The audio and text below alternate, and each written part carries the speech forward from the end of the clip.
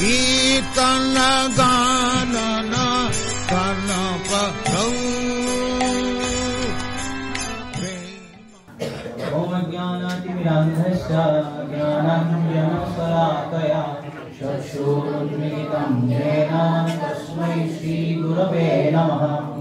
श्रीचैतन्यमनोभीष्टं स्थापितं येन भूतले स्वयं रूपा कलामयं ददाति सपदान्तिकम्।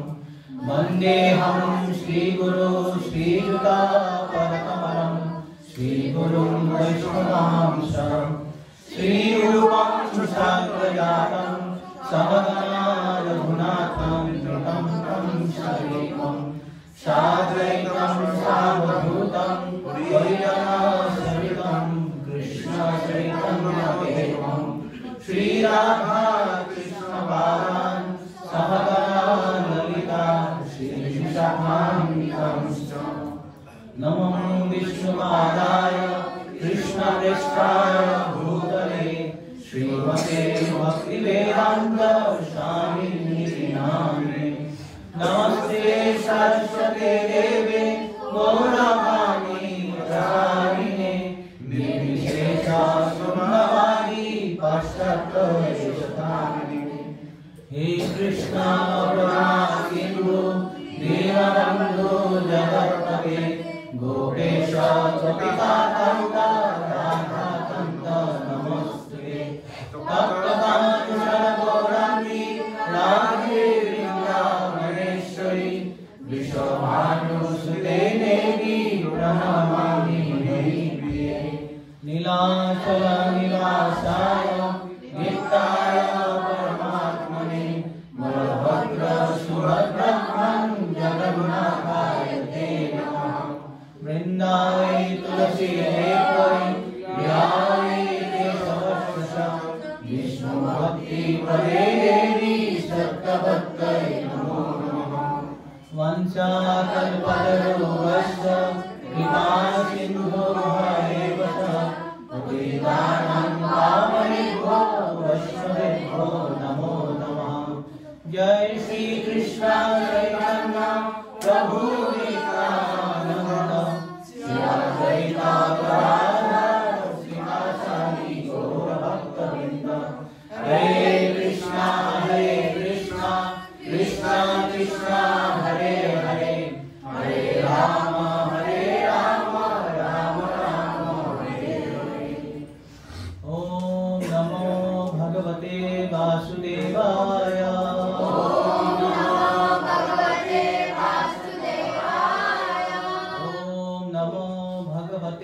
वासुदेवाय।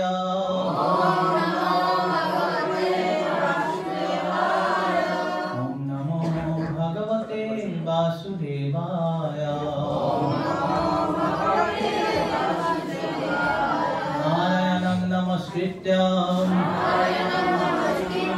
नरं चैव नरोत्तमं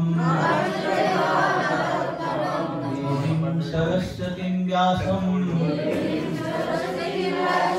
ततो जयमुदीरये। नष्टप्रायेषु अभद्रेषु नित्यं भागवत सेवया भगवती उत्तमश्लोके भक्तिर्भवति नैष्ठिकी। कृष्णाय वासुदेवाय देवकी नंदनाय च नंदगोपकुमाराय गोविन्दाय नमो नमः। वन्दे श्रीकृष्ण चैतन्य नित्यानन्दो सहोदितो गौरदये पुष्पवन्तो चित्रो सन्दो तमोनुदो। पादो यदीयो प्रथमा द्वितीय तृतीय तुल्यो कथितो जरूरो नाभीस्तथा पंचमयेव षष्ठो भुजन्तरं दोर्जुगलो तथान्नो कण्ठस्थुराजं नवमाजदीयो मुखारविन्दं दशमां प्रफुल्लम् एकादश यशोरनाथपत्रं शिरो विदुरादश एव भाति तमानिदेवं करुणानिधानं तमानवर्णं सुवितावतारम् अपार संसार समुद्रसेतुं भजामहे भागवतं स्वरूपम् मुखं करोति वाचालं भङ्गुं लङ्घयते गिरिं यत्कृपातमहं वन्दे श्रीगुरो दीनतारिणम् नमो विष्णुपादाय कृष्णपृष्ठाय भूतले श्रीमते जयप्रकाशामिनिति नामिने नमो आचार्यपादाय निताय कृपाप्रदायिने गौरकथाभागाय नगरप्राप्ताय हरि ओम तत्सत् हरे कृष्ण। আজকে আমরা দ্বিতীয় অধ্যায়ে প্রবেশ করব। তো তার আগে প্রথম অধ্যায়ের একটু আমরা রিক্যাপিচুলেশন করি, পুনরাবৃত্তি। কিছু পয়েন্টস বলবেন কেউ? আমরা কি আলোচনা করলাম এই পর্যন্ত? শ্রোতার কিছু গুণাবলী থাকে। শ্রোতার গুণাবলী, সরলতা, আনুগত্য, আর যিনি পাঠক তারও কিছু গুণাবলী আছে। কি কি গুণাবলী আছে? যেমন তিনি নিষ্পাপ হবেন, নিষ্পাপ, অনঘ, সরল হবে, আর স্নিগ্ধ, বিনীত, শ্রদ্ধাশীল।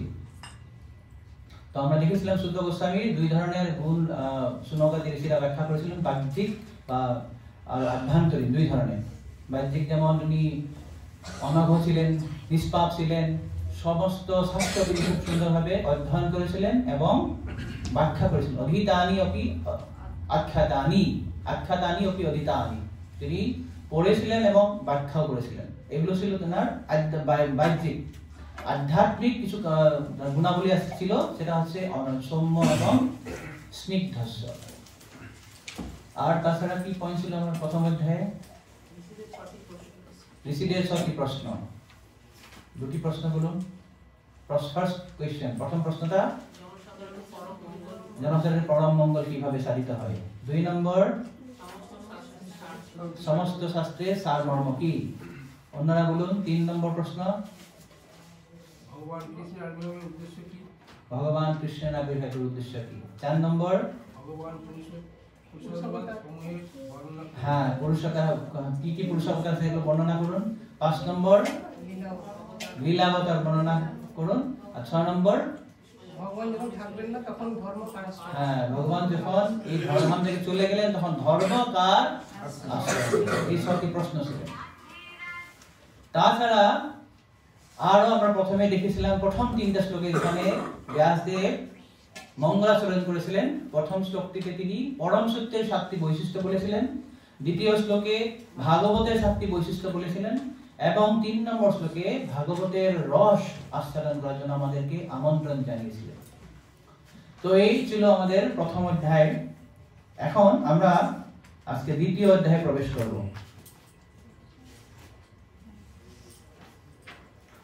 তো দ্বিতীয় অধ্যায় হচ্ছে দিব্য ভাব এবং দিব্য সেবা।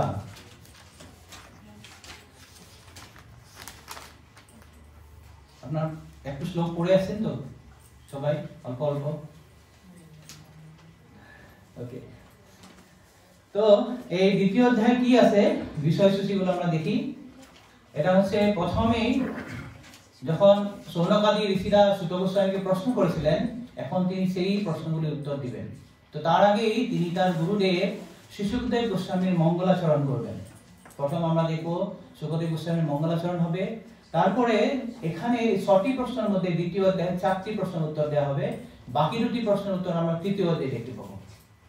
তো দ্বিতীয় অধ্যায়ে 4টি প্রশ্ন আর ভক্তির মাহাত্ম্য সেখানে তিনি বলবেন যে ভক্তি কিভাবে সমস্ত পন্থা, জ্ঞান, যোগ, ধ্যান এসবের থেকেই কিভাবে শ্রেষ্ঠ সেটা তিনি বলবেন। আর কৃষ্ণের উপাসনা যে শ্রেষ্ঠ সেটা তিনি এখানে উপস্থাপন করবেন। এই হবে আমাদের এই বিষয়সূচি দ্বিতীয় অধ্যায়। তো এখন আমরা দ্বিতীয় অধ্যায়ে প্রবেশ করছি। তো এটা প্রথম শ্লোকটা আমরা দেখবেন, সেখানে কি বলেছে, কে বলেছে শ্লোকটা? আছে কারো কাছে বইটা? ব্যাস উবাস, এই দেখুন ব্যাস উবাস। এখানে ব্যাস কোথা থেকে আসলো? সৌনকাদি ঋষিরা সূত গোস্বামী জিজ্ঞাসা করছেন, তাই না? এখানে বলছেন ব্যাস উবাস, অর্থাৎ মাঝে মধ্যে এটা অ্যাকচুয়ালি ব্যাকগ্রাউন্ডে ব্যাসদেব ভাগবত লিখেছেন। তো তিনি এই সূত গোস্বামী ভাগবত বলার আগেই তিনি এই কথাগুলো লিখেছেন। বিশ্বাস হয় আপনাদের এগুলো? এটাই বলে ত্রিকালজ্ঞ। সূত গোস্বামী সৌনকাদি ঋষিকে যখন বলেছেন তার আগেই ব্যাসদেব এটা লিখেছেন। যেমন এরকম হয় আমাদের নাটক করি না, এবার আপনারা দেখলেন গীতা মেলাতে আমাদের বাচ্চারা কি সুন্দর নাটক করেছিল।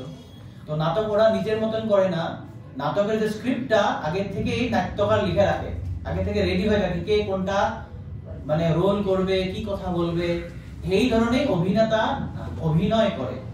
তো একই ধরনের ব্যাসদেব যে ত্রিকালজ্ঞ, তিনি ভগবানের সপ্তাবেশ অবতার, আগে থেকে লিখে রেখেছেন যে কিভাবে কোনটা হবে।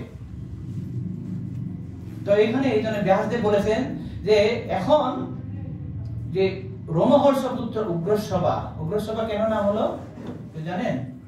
সূত গোস্বামীর একটা নাম হচ্ছে উগ্রশ্রবা,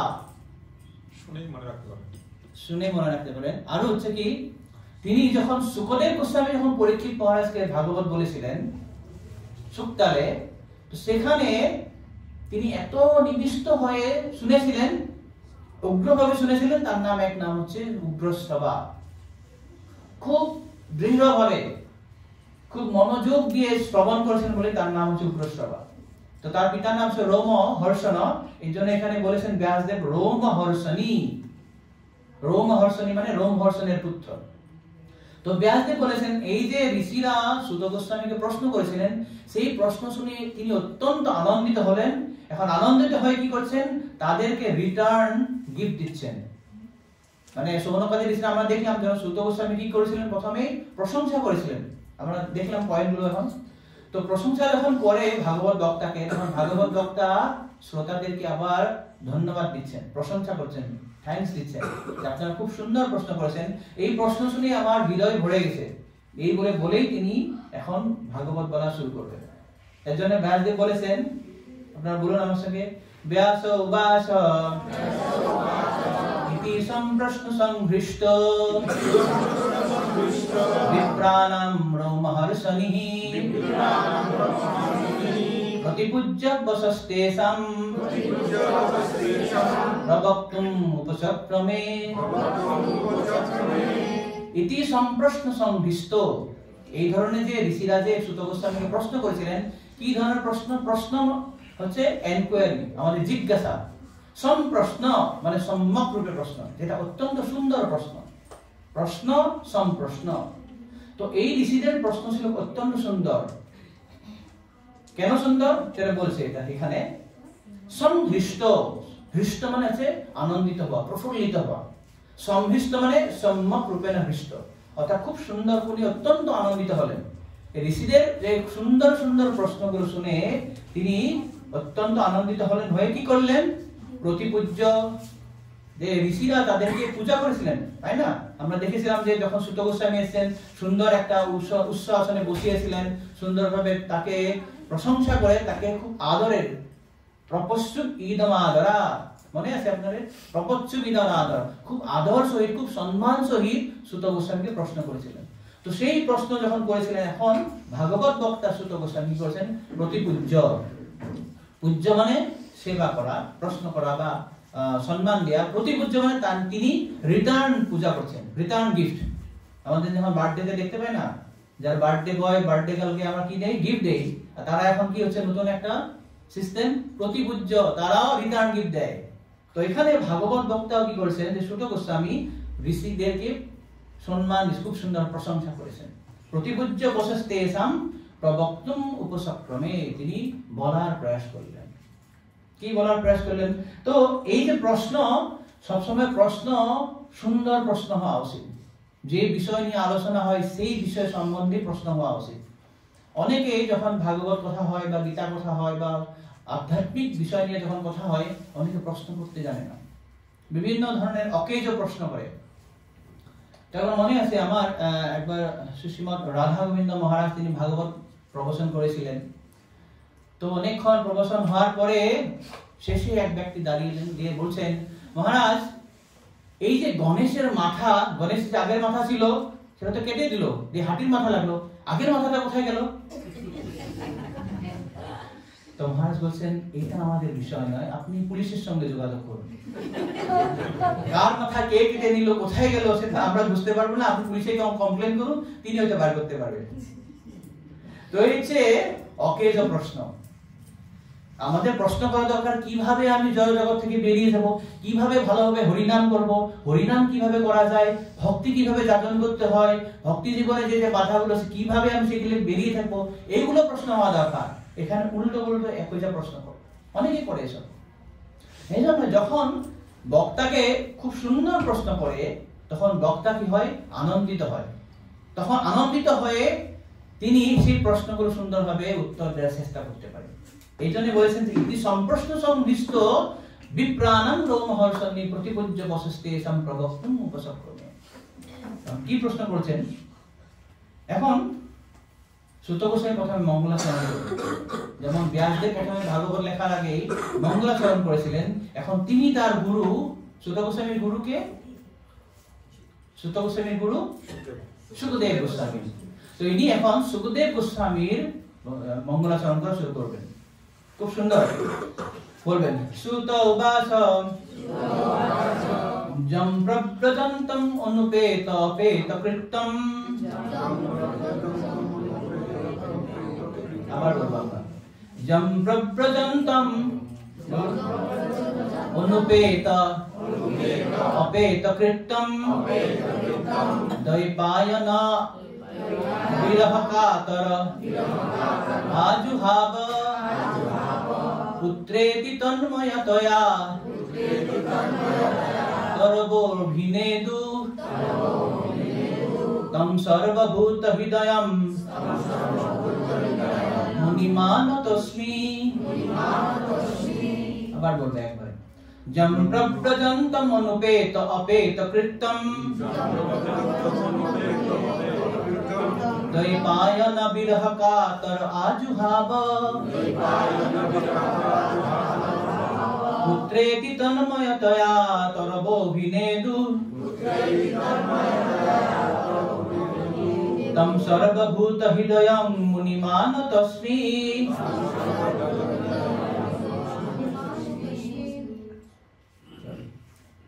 তো জম প্রব্রজন্তম, প্রব্রজন্তম মানে তিনি বেরিয়ে গেলেন।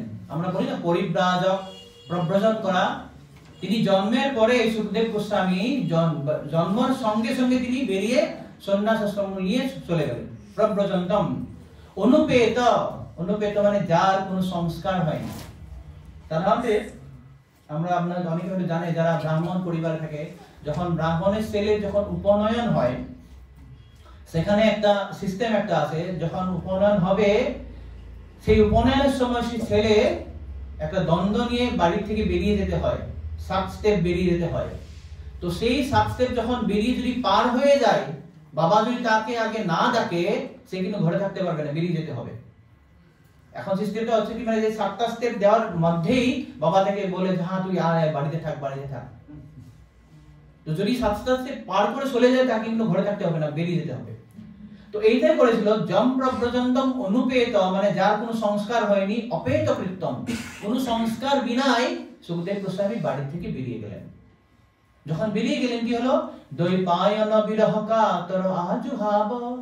তো বাবা দ্বৈপায়ন, কৃষ্ণ দ্বৈপায়ন ব্যাসদেব সব বিরহে পড়লেন। হায় রে, 16 বছর ধরে ছেলেটা মায়ের গর্ভ ছিল, এখন বেরিয়ে চলে গেলেন। হায় বাবা আয় আয় আয়, আজকে তোর বার্থডে, আজকে তোর বার্থডে সেলিব্রেট করব, কেক নিয়ে এখানে বসে আছে, আমরা কেক কাটবো। ও শুনলই না, চলে গেছে। যখন চলে গেছে আজুহাব খুব আহ্বান করছে, বাবা তুই চলে আয়। এই চলে চলে কি বলছে, পুত্রেতি তন্ময়তয়া তরবোর্ভিনেদু, অত্যন্ত তন্ময় হয়ে গভীর ভাবে খুব বিরহ ভাবে পুত্রকে ডাকছে, পুত্র চলে আয়, হা পুত্র হা পুত্র। কিন্তু সুখদেব গোস্বামী সাড়া দিচ্ছে না। কে সাড়া দিচ্ছে? তরব অভিনেদু। তরব মানে তরু মানে হচ্ছে বৃক্ষ। বৃক্ষ কি করছে?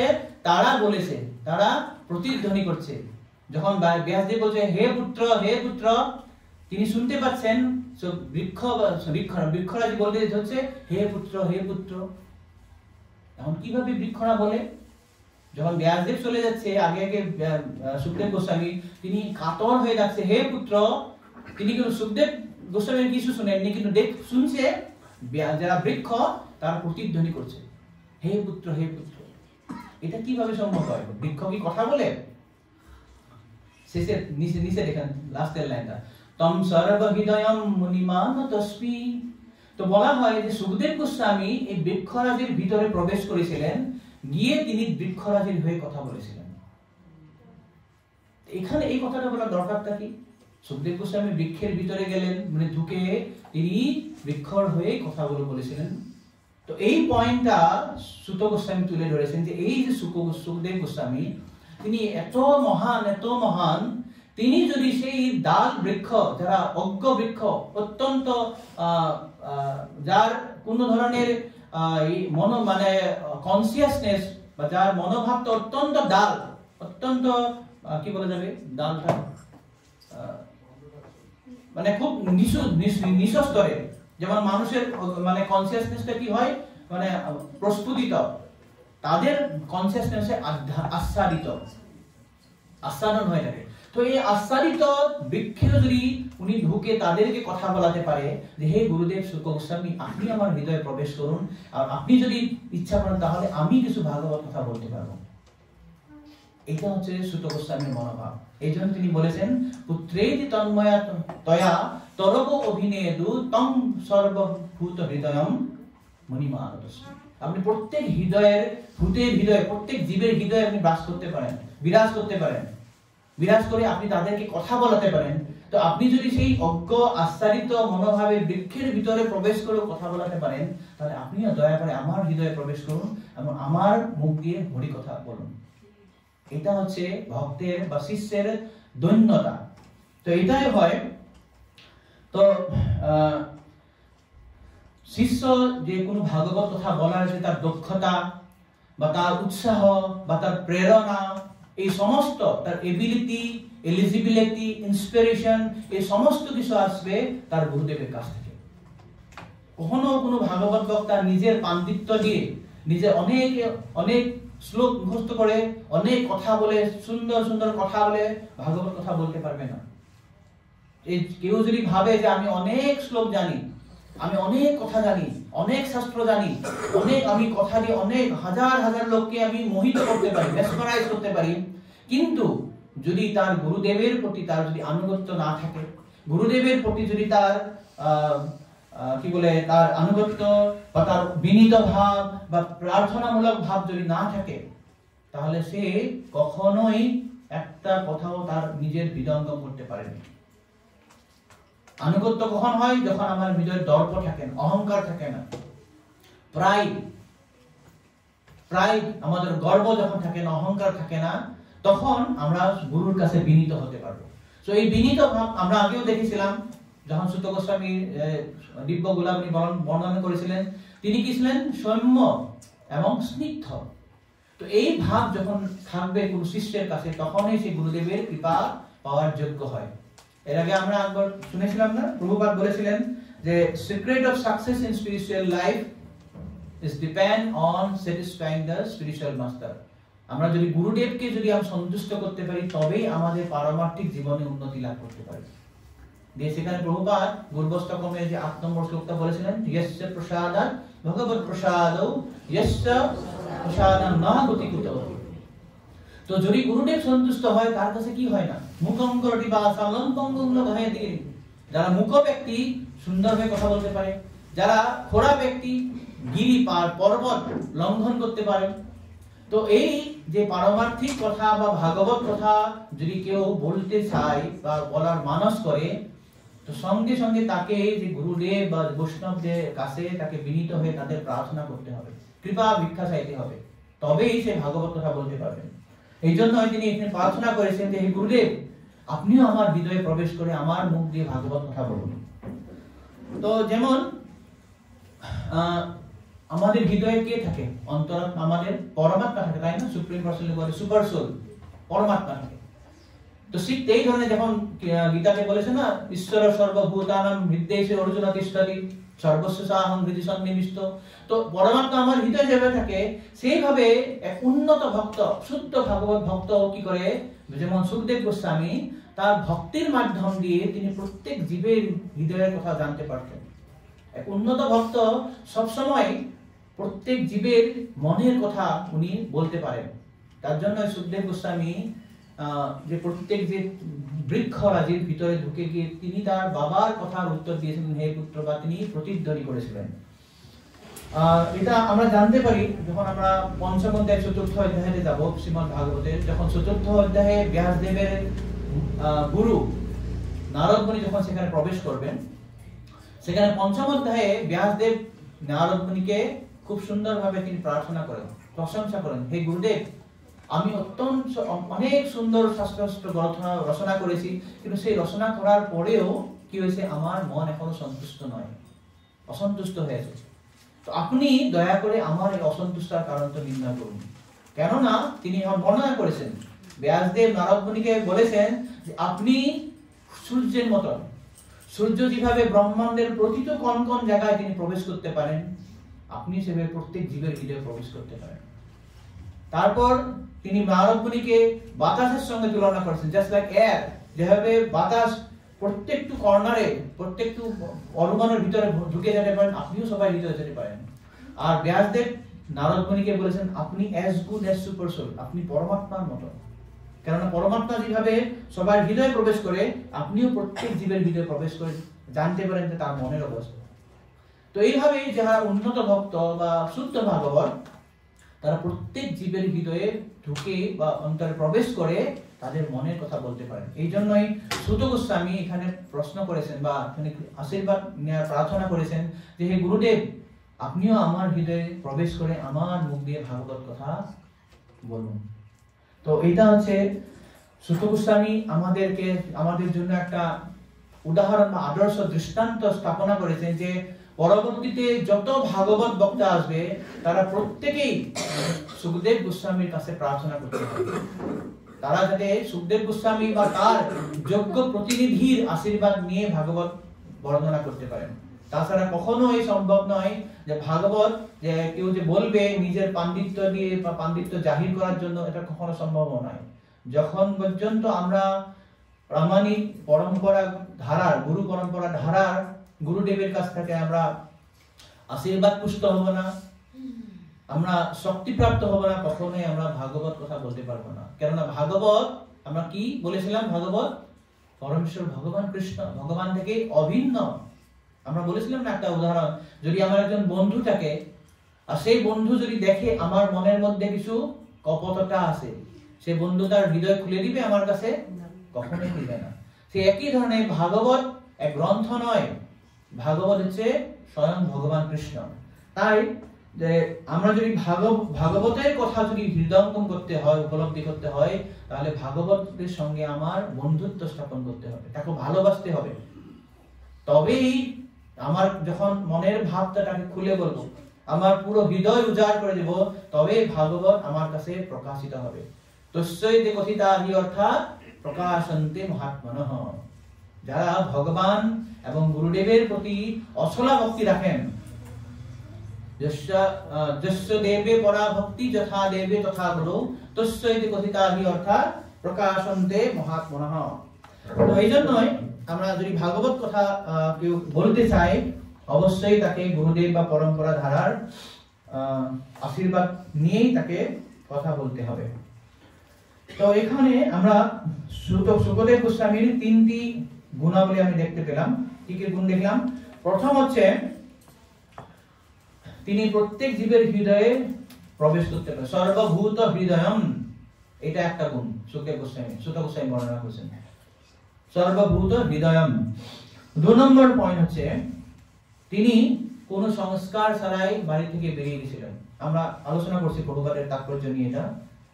2 নম্বর গুণ হচ্ছে তিনি কোন সংস্কার ছাড়াই বাড়ি থেকে বেরিয়ে গেছিলেন নিজের আধ্যাত্মিক উৎকর্ষ সাধনের জন্য।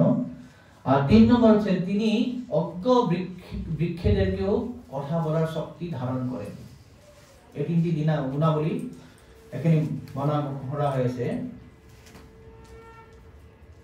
ওকে, এখন প্রভুপাদ দেখুন আপনারা তাৎপর্যকে বলেছেন। প্রভুপাদ বলেছেন বর্ণাশ্রম ধর্ম নিয়ে। প্রথমে শুরু করেছেন বর্ণাশ্রম ধর্ম, যে বর্ণাশ্রম ধর্মে অনেক বিধি আছে, তার মধ্যে একটি বিধি হচ্ছে যে কেউ যদি সদ্গুরুর শরণাগত হয়ে এই জড়জগতের যে বন্ধন থেকে মুক্ত হতে চায়, তাকে সদ্গুরুর শরণাপন্ন হতে হয়। এটা বর্ণাশ্রম ধর্মের মধ্যে একটা বিধি।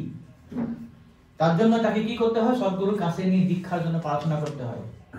আপনারা জানেন না, যারা যারা দীক্ষা নিয়েছেন, আমরা যখন দীক্ষা নিয়ে প্রথমবার যখন গুরুদেবের কাছে যাই, আমরা প্রণাম করে গুরুদেবের কাছে মালা নেই তো, তাই না? মালা নেই। মালা নেওয়ার আগে কিছু বলি আমরা গুরুদেবকে, কি বলি আমরা? গুরুদেব দয়া করে আপনি আমার হরিনাম দীক্ষা প্রদান করুন, এটা বলতে হয়।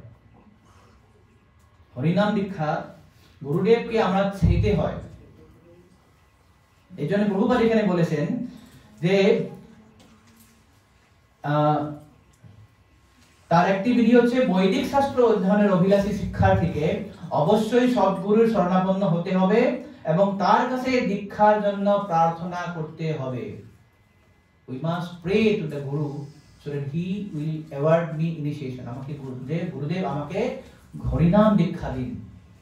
আর হরিনাম দীক্ষা দেওয়ার পর আমরা কি করি? ভক্তি শাস্ত্রী করি, তারপরে গ্রন্থ পড়ি, তারপর সবাইকে বলি আমাকে দীক্ষা দেন, ব্রাহ্মণ দীক্ষা দেন, গুরুদেব দেন, ব্রাহ্মণ দীক্ষা নেন। কিন্তু ব্রাহ্মণ দীক্ষা চেতে নয়। যখন গুরুদেব দেখবে যে তার শিষ্য ব্রাহ্মণত্ব যোগ্য হয়েছে, তখন গুরুদেব তাকে ব্রাহ্মণ দীক্ষা দিবে। শিষ্য চাওয়ার কোনো অধিকার নেই।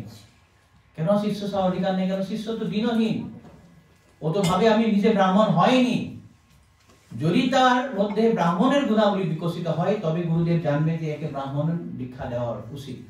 আসলে যেটা দীক্ষার মাধ্যম, যেটা আমাদেরকে যেটা দীক্ষা দেওয়া হয়, আসল দীক্ষাটা হচ্ছে যেদিন গুরুদেব আমাকে যজ্ঞোপবীত দিয়ে আমার দীক্ষা প্রদান করবেন, তখন থেকে আমার দ্বিজ হয়। আসলে সেদিনে আমাদেরকে যজ্ঞোপবীত দিবে, সেদিন থেকে আমি যজ্ঞোপবীত পেয়ে দীক্ষিত হয়ে শাস্ত্র বেদ অধ্যয়ন করার আমি যোগ্যতা অর্জন করি। কিন্তু আমাদের এখানে যেহেতু আমরা অনেক পরে দীক্ষা নিতে আসি, আমাদের সিস্টেমে নেই। আমরা তো ব্রহ্মচর্য, গার্হস্থ্য সব পালনে করি না। আমাদের আগে কি হয়? এবিসিডি শিখি। আমরা তো এই যে হরিকথা, ভগবত গীতা এসব তো আমরা শিখি না, পরে আমরা দীক্ষা নিতে আসি। তার জন্য আমাদের যাতে কিছু পারমার্থিক জ্ঞান হয়, আমাদের যাতে কিছু প্র্যাকটিস হয়, তার জন্য ইসকনের সিস্টেম আছে। প্রথমে শিক্ষা, তারপর পরীক্ষা, তারপরে দীক্ষা। কিন্তু আসল সিস্টেমটা হচ্ছে যখন বাচ্চা ছোট থাকে, আগের দিনে বৈদিক সংস্কৃতির সময় বাচ্চা যখন ছোট হবে, তাকে গুরুকুলে পাঠানো হয়। গুরুকুলে সেখানে গিয়ে তিনি গুরুর কাছে অনুনয় বিনয় করে, এখানে বহুবার বলেছেন যে যারা তত্ত্বজ্ঞান লাভ করার জন্য অত্যন্ত ঐকান্তিক, তাদেরকে গুরু দীক্ষা দেবে, সবাইকে গুরু দীক্ষা দেবে না। যেমন উদাহরণ আছে মহাভারতে, কেউ জানেন, বলতে পারেন যাকে গুরুদেব?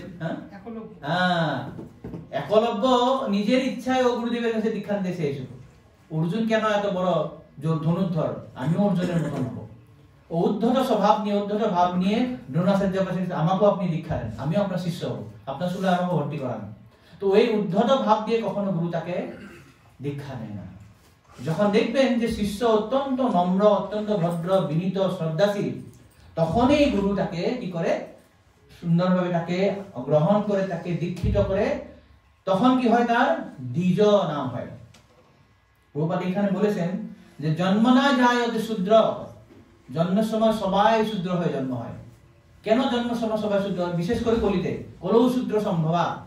কলিযুগে প্রায় আমরা শূদ্র। কেন শূদ্র? জন্মের সঙ্গে সঙ্গে আমরা সবাই শূদ্র বলা হয়েছে, কলৌ শূদ্র সম্ভবা। কলিতে সবাই শূদ্র, জন্মনা জায়তে শূদ্র। কেন আমরা শূদ্র? কারণ ব্রাহ্মণের ঘরে জন্ম করা ছেলে শূদ্র। হ্যাঁ, শূদ্র। কেননা তার সংস্কার হয়নি এখন। যেমন ধরুন একটা যদি কি বলে সোনার খনির থেকে যদি সোনাও নিয়ে আসা হয়, এটা কি শুদ্ধ সোনা হয়?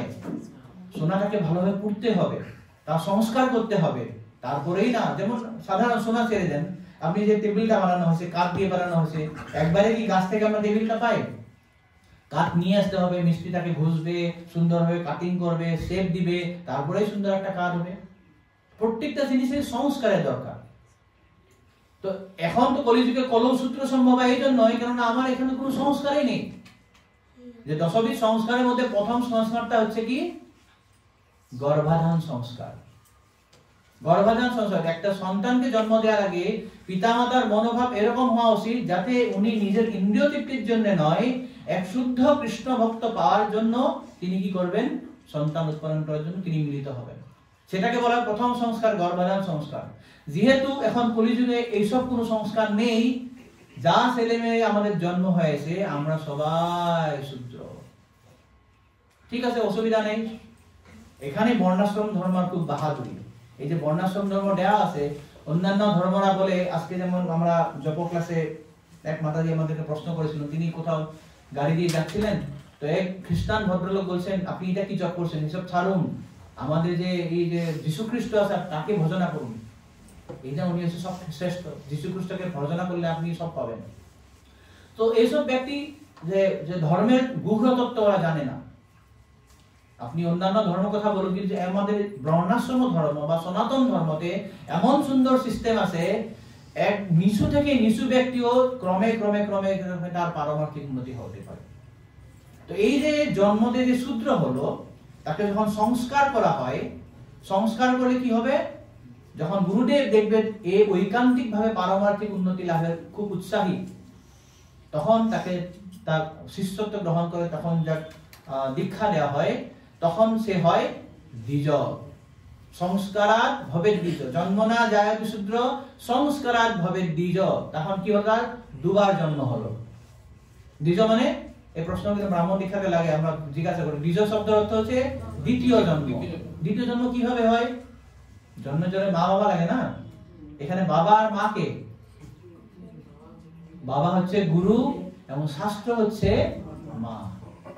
তো গুরু শাস্ত্রের জ্ঞান দিয়ে তাকে আবার দ্বিতীয় জন্ম দিবে, তখন সে শূদ্র থেকে দ্বিজ হয়ে যায়। এখন আমরা ওই ব্রাহ্মণ দীক্ষা আলোচনা খুব ব্রাহ্মণ হয়ে গেলাম, না। দ্বিজত্ব প্রাপ্ত হওয়ার তাকে বেদ পড়ার পারমিশন দেওয়া হয়েছে।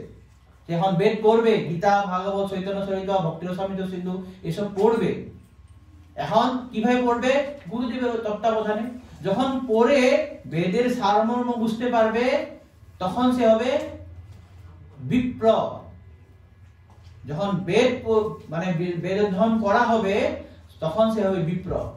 জন্মনা জায়তে শূদ্র সংস্কারাৎ ভবেৎ দ্বিজ, বেদ পাঠাৎ ভবেৎ বিপ্র। বেদ এখন পড়লো, বিপ্র হয়ে গেল।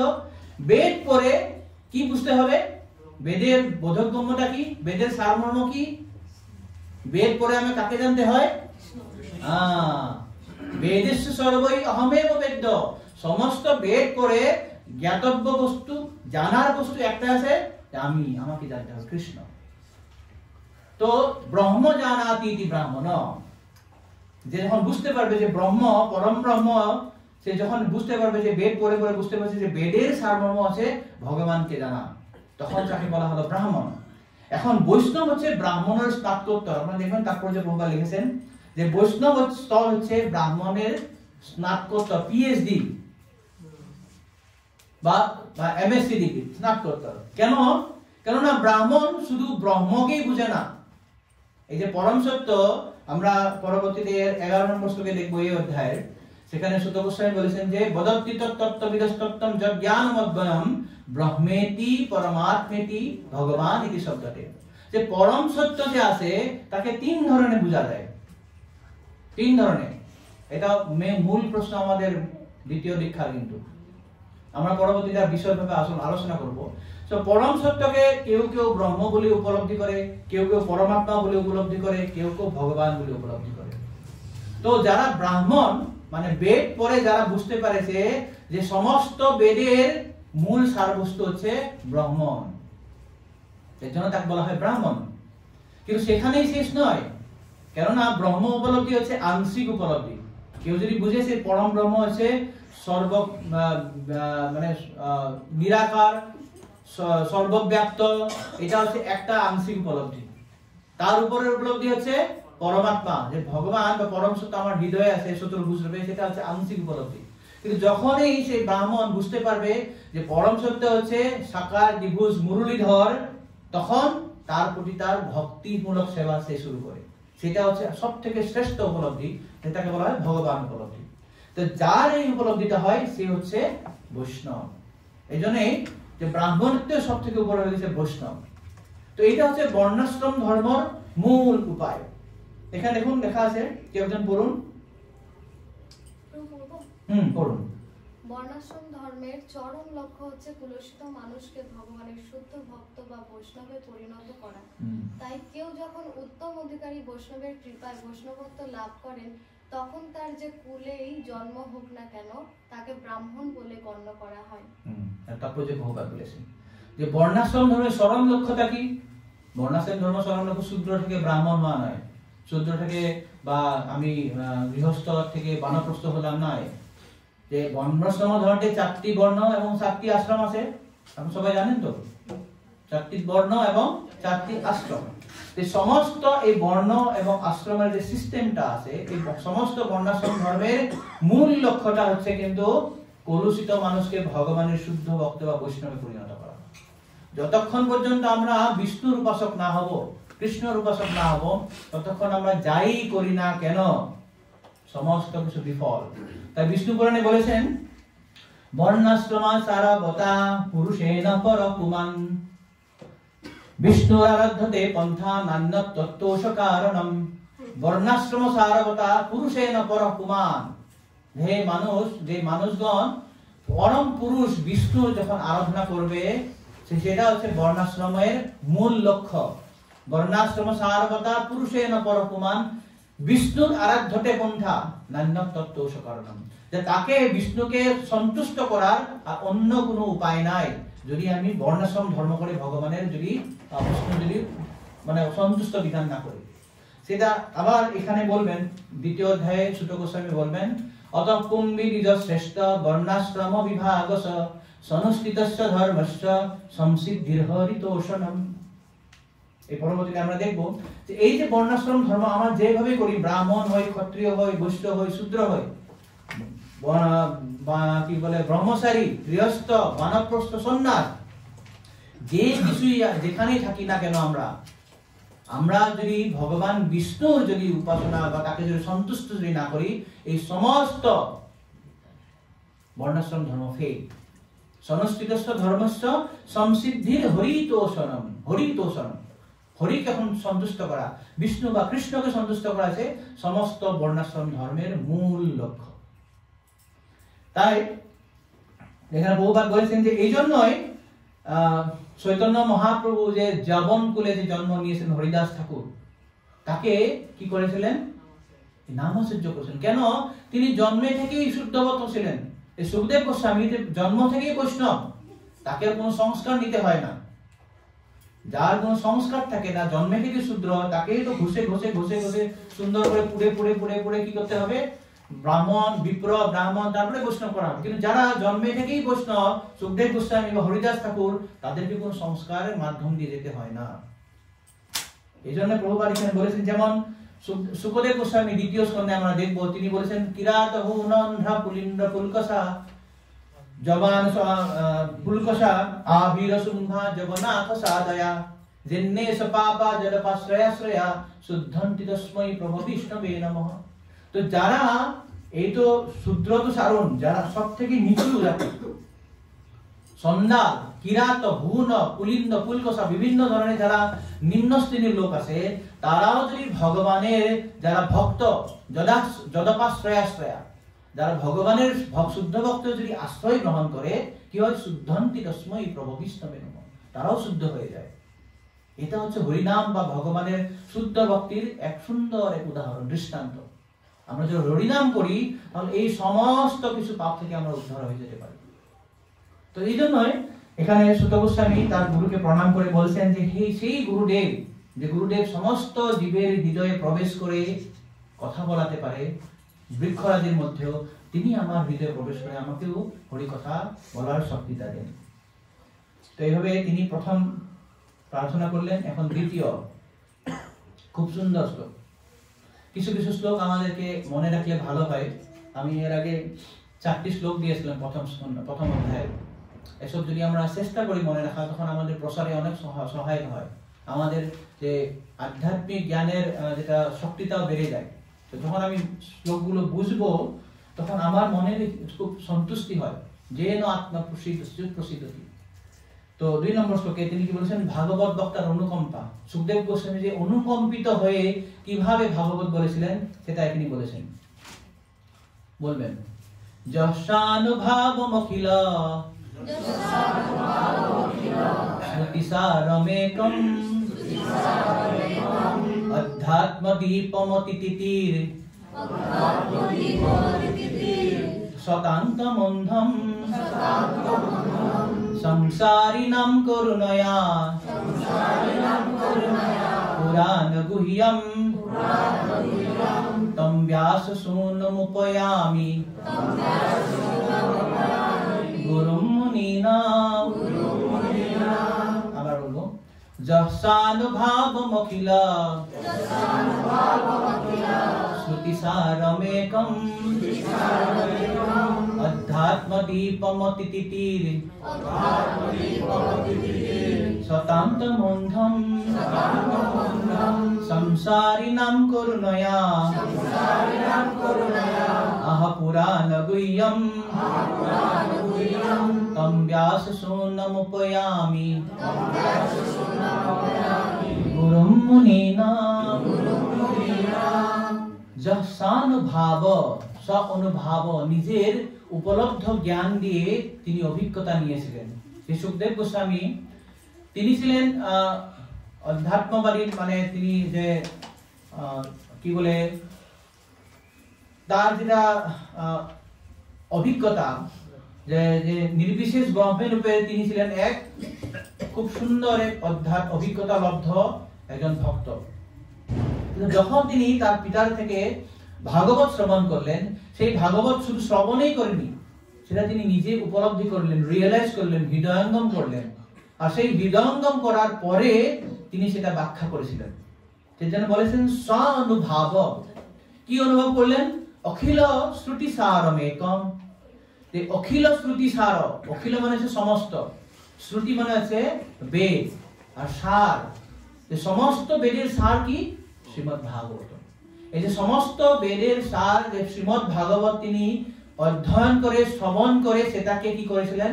নিজে উপলব্ধি করেছিলেন। এমনি বলেননি, তিনি উপলব্ধ জ্ঞান থেকে বলেছিলেন। যে আমি কারো কাছ থেকে শুনলাম, সেটা আমি সেটা বলে দিলাম না। আমরা এর আগেই শুনেছিলাম না, আপনার মনে আছে? যখন সৌনকাদি ঋষি সুখদেব গোস্বামীকে বলেছিলেন যে আপনি অখ্যাতানি অপি অধীতানি, আপনি পড়েছেন, আবার তারপর বলেছেন, সেখানে প্রভুপাদ সুন্দর তারপর যেটা বলেছেন যে আমরা যখন কোন গ্রন্থ পড়ি, অধ্যয়ন করি, তারপরে যদি কাউকে আমি বলি, তখন আমার উপলব্ধিটা আরো বেশি মজবুত হয়। তো একই কথা এখানে বলেছেন যে সুখদেব গোস্বামী তার বাবার কাছ থেকে শ্রীমদ্ ভাগবত শুনে শ্রবণ করার পর তিনি তার উপলব্ধি হয়েছিল। স্ব-অনুভাব, যম স্ব-অনুভাব অখিল শ্রুতি সারম একম।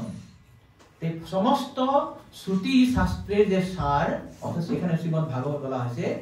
পরে তিনি কি করেছিলেন? অধ্যাত্মদীপ। সেই যে তিনি ভাগবত বলেছিলেন, এইটা একটা অধ্যাত্ম দ্বীপ, ট্রান্সেন্ডেন্টাল টর্চ লাইট, একটা আধ্যাত্মিক একটা প্রদীপ। এই যে ভাগবত হচ্ছে একটা আধ্যাত্মিক প্রদীপের মতো, দীপবর্তিকা। কিসের জন্য? অতিথিতির শতাম, যারা এই জন্মবন্ধনের মুক্ত, যে জড়জগতের বন্ধন থেকে মুক্ত হতে চায়, যারা জড়জগতের বন্ধন থেকে মুক্ত হওয়ার ইচ্ছুক। কেন? এই জড়জগৎটা হচ্ছে তম অন্ধম। জড়জগৎকে বলা হয় অজ্ঞানের অন্ধকার। সমস্ত জড়জগৎটা হচ্ছে অজ্ঞান দিয়ে ভর্তি। শুধু মানে এই লাইট বা আলোর থেকে যে এটা অন্ধকারে আছে সেটা নয়, এখানে যারা জীবরা আছে তারা পারমার্থিক ভাবেও তারা অজ্ঞ। এই জড়জগৎটা অন্ধকার, এই জন্য আমাদেরকে কি দরকার হয়? ইলেকট্রিসিটি দরকার হয়। সকালে আমাদেরকে সূর্য দরকার হয়, রাতে আমাদেরকে চন্দ্র দরকার হয়। কেননা পুরো জগৎটা হচ্ছে অন্ধকার। আর সেই এইটাই অন্ধকার নয়, এখানে যারা আমরা আসি, আমরা আধ্যাত্মিক ভাবেও অজ্ঞ, সেই অজ্ঞতার অন্ধকারে আমরা আসি। এই জন্যই এটা এবং বৈকুণ্ঠর পার্থক্যটা হচ্ছে, ভগবান বলেছেন গীতাতে, নতদ ভাসয়ত সূর্য ন শশাঙ্ক ন পাবক যদ্গত্তা ন নিবর্তন্তে তদ্ধাম পরম মম। তো সেখানে না সূর্য লাগে, না চন্দ্র লাগে, না আগুন লাগে, না ইলেকট্রিসিটি লাগে, কিছুই লাগে না, কিন্তু এখানে সমস্ত গুলো লাগে। তো এই জন্য বলেছেন অধ্যাত্ম দীপম অতিথি শতান্তমন্ধম, এই জড়জগৎটা স্তমের অন্ধ, অজ্ঞানতার অন্ধকারে আছে। কেন এটা কেন তিনি বললেন যে সংসারী নাম করুণা, এই যে জড়জগতের যে সংসারী লোক আছে তাদের প্রতি তার করুণা হলো, অত্যন্ত করুণার বশবর্তী হয়ে তিনি আহ বললেন। কি বললেন? পুরাণ গুহ্যম, সমস্ত গোপনীয় পুরাণ, শ্রীমদ্ ভাগবত সে সমস্ত শাস্ত্রের সার, গলিত ফলম এবং গুহ্যতম, সব থেকে গোপনীয় একটা জ্ঞান। তো সেই ব্যাস শুনুম তং ব্যাস শুনুম, ব্যাস শুনু মানে হচ্ছে ব্যাসদেবের পুত্র। যেমন আমরা বলি নন্দ শুনো বলা হয় না, কৃষ্ণকে বলে নন্দ শুনো, শুনো মানে হচ্ছে পুত্র। তো তং ব্যাস শুনুম উপয়ামি, আমি প্রণাম করি গুরু মুনি নাম। এখানে খুব সুন্দর কথা, গুরু মুনি নাম মানে কি? তিনি ছিলেন সমস্ত মুনিদের গুরু। অর্থাৎ সুখদেব গোস্বামী যখন পরীক্ষিত মহারাজকে ভাগবত বলেছিলেন, সেই সভায় তার গুরু, তার পিতা ব্যাসদেব উপস্থিত ছিলেন। সেই সভায় তার পরম গুরু, আর ব্যাসদেবের গুরু নারদ মুনিও সেখানে উপস্থিত ছিলেন। তারা সবাই আর অনেক অনেক বৈষ্ণব, খুব বরিষ্ঠ মুনিগণ সেখানে উপস্থিত ছিলেন। সুখদেব গোস্বামী সেখানে ছিলেন না 16 বছরে। কিন্তু তিনি এই ভাগবত গ্রন্থ অধ্যয়ন করে, ভাগবত তাকে এতই কৃপা করেছিলেন, ভাগবত তার জ্ঞানটা এতই উপলব্ধি হয়েছিল, যার জন্যে তার সেই সভায় তার গুরু, তার পরম গুরু সবাই সেখানে উপস্থিত থেকে সুখদেব গোস্বামীর কাছে এমন ভাবে শ্রবণ করেছেন যেমন তারা যেন প্রথমবারের জন্য ভাগবত শ্রবণ করেছেন। ব্যাসদেব মনে করেনি আরে আমারই তো ছেলে, আমি শিখালাম, এমনি আর কাছ থেকে কি শুনবো না। পরম গুরুদেব নারদ মুনি ভাবেনি আর আমি তো ব্যাসদেবকে বলেছিলাম, এখন ব্যাসদেব সেটা লিখেছে, তার ছেলেকে বলেছে, তো আমি কি শুনবো না। তারা অত্যন্ত তন্ময় হয়ে, মুগ্ধ হয়ে সুখদেব গোস্বামীর মুখ নিঃসৃত ভাগবত শুনে। কেন? সুকমুখানমৃত প্রবসন্তম। এই জন্যই শ্রীমদ্ ভাগবত যে সুখদেব গোস্বামীর মুখ থেকে যে নিঃসৃত হচ্ছে, এটা অত্যন্ত মধুর, যার জন্য বলা হয়েছে মুহুরহ রসিকা ভূমি ভাবুকা, যে হে রসিক ব্যক্তি, আপনারা যদি রস আস্বাদন করতে চান তাহলে আসুন, এটা আস্বাদন করুন, শ্রবণ করুন। কিভাবে? আজকে পড়বো আর 7 দিন পরে আসবো, বুধবার একটা সেদিনে আসলে সেদিন ভাগবত শুনবো না। মুহু, নিরন্তর, প্রত্যেক দিন, নিত্যং ভাগবত সেবয়া, প্রত্যেক দিন আস্বাদন করতে হবে। এটা এমন নয় যে ভাগবত পড়তে বলেছিল আর কালকে বললাম আমাদেরকে 7টা শ্লোক পড়েছে, কি করা যায়, এখন অনেক কাজ আছে না। যখন আমি পড়ে যখন আনন্দ পাবো, যখন আস্বাদন করব, তখন আমাকে কেউ বলতে হবে না। আমি ভাগবত না পড়ে থাকতেই পারবো না, যেভাবে হোক আমাকে আজকে একটা শ্লোক পড়তেই হবে। এইটা কথা কিন্তু আমি এমনি বলিনি, আপনাদেরকে বলছি খুব প্রণাম করে। আমি আগেও খুব সিরিয়াসলি ভাগবত পড়তাম না, যখন থেকে ভাগবত পড়া শুরু করেছি এমন যে কোনোদিন যদি ভাগবত না পড়ি আমার মনটা ভালো লাগে না। ভাগবত পড়ে গেলে যেন পড়েই থাকি, এটা ভাগবতের একটা খুব বিশেষ বৈশিষ্ট্য। এই জন্য বলেছেন যে মুহুরহ রসিকা ভুবি ভাবুকা, সেই আস্বাদন যখন আমরা করবো তখন এটা বন্ধ করার ইচ্ছা হয় না। তো এখানে প্রথম যেটা বলা হয়েছে স্বানুভাবম অখিল শ্রুতি সারম, এটা আসলে ভক্তদেরকে বলানো হয়েছে, যারা ভগবানের ভক্ত, যারা খুব উন্নত স্তরের ভক্ত, যারা ভাগবতের রস আস্বাদন করতে চায়, তাদের জন্য এটা বলা হয়েছে স্বানুভাবম অখিলম শ্রুতি সারম একম। যারা খুব ভাগবতের ঐকান্তিক ভক্ত, খুব ঐকান্তিক ভাবে তারা ভাগবতের রস আস্বাদন করতে চায়, তাদেরকে এটা বোঝানো হয়েছে স্বানুভাব, প্রথম লাইনটা দিয়ে। দ্বিতীয় লাইনটা বলা হয়েছে অধ্যাত্ম দীপম, তাদের জন্য একটা টর্চ লাইট। কার জন্য? অতিথির শতাম তমন্ধম, যারা এই অজ্ঞানের অন্ধকারে জড়বন্ধনে আবদ্ধ হয়ে যারা আছে, তাদেরকে রাস্তা দেখানোর জন্য এটা ভাগবতটা হয়েছে। তো ভাগবত 2 ধরনের শ্রেণীর জন্য, 2 ধরনের লোকের জন্য এটা ব্যাখ্যা করা হয়েছে। এক হচ্ছে যারা অত্যন্ত মহান বিচক্ষণ ভক্ত, খুব ভাগবতের রস আস্বাদনকারী যারা খুব উৎসুক ব্যক্তি তাদের জন্য ভাগবত, আর যারা এই জড়জগতের বন্ধনে আবদ্ধ হয়ে নানা দুঃখে জর্জরিত তাদের জন্য ভাগবত।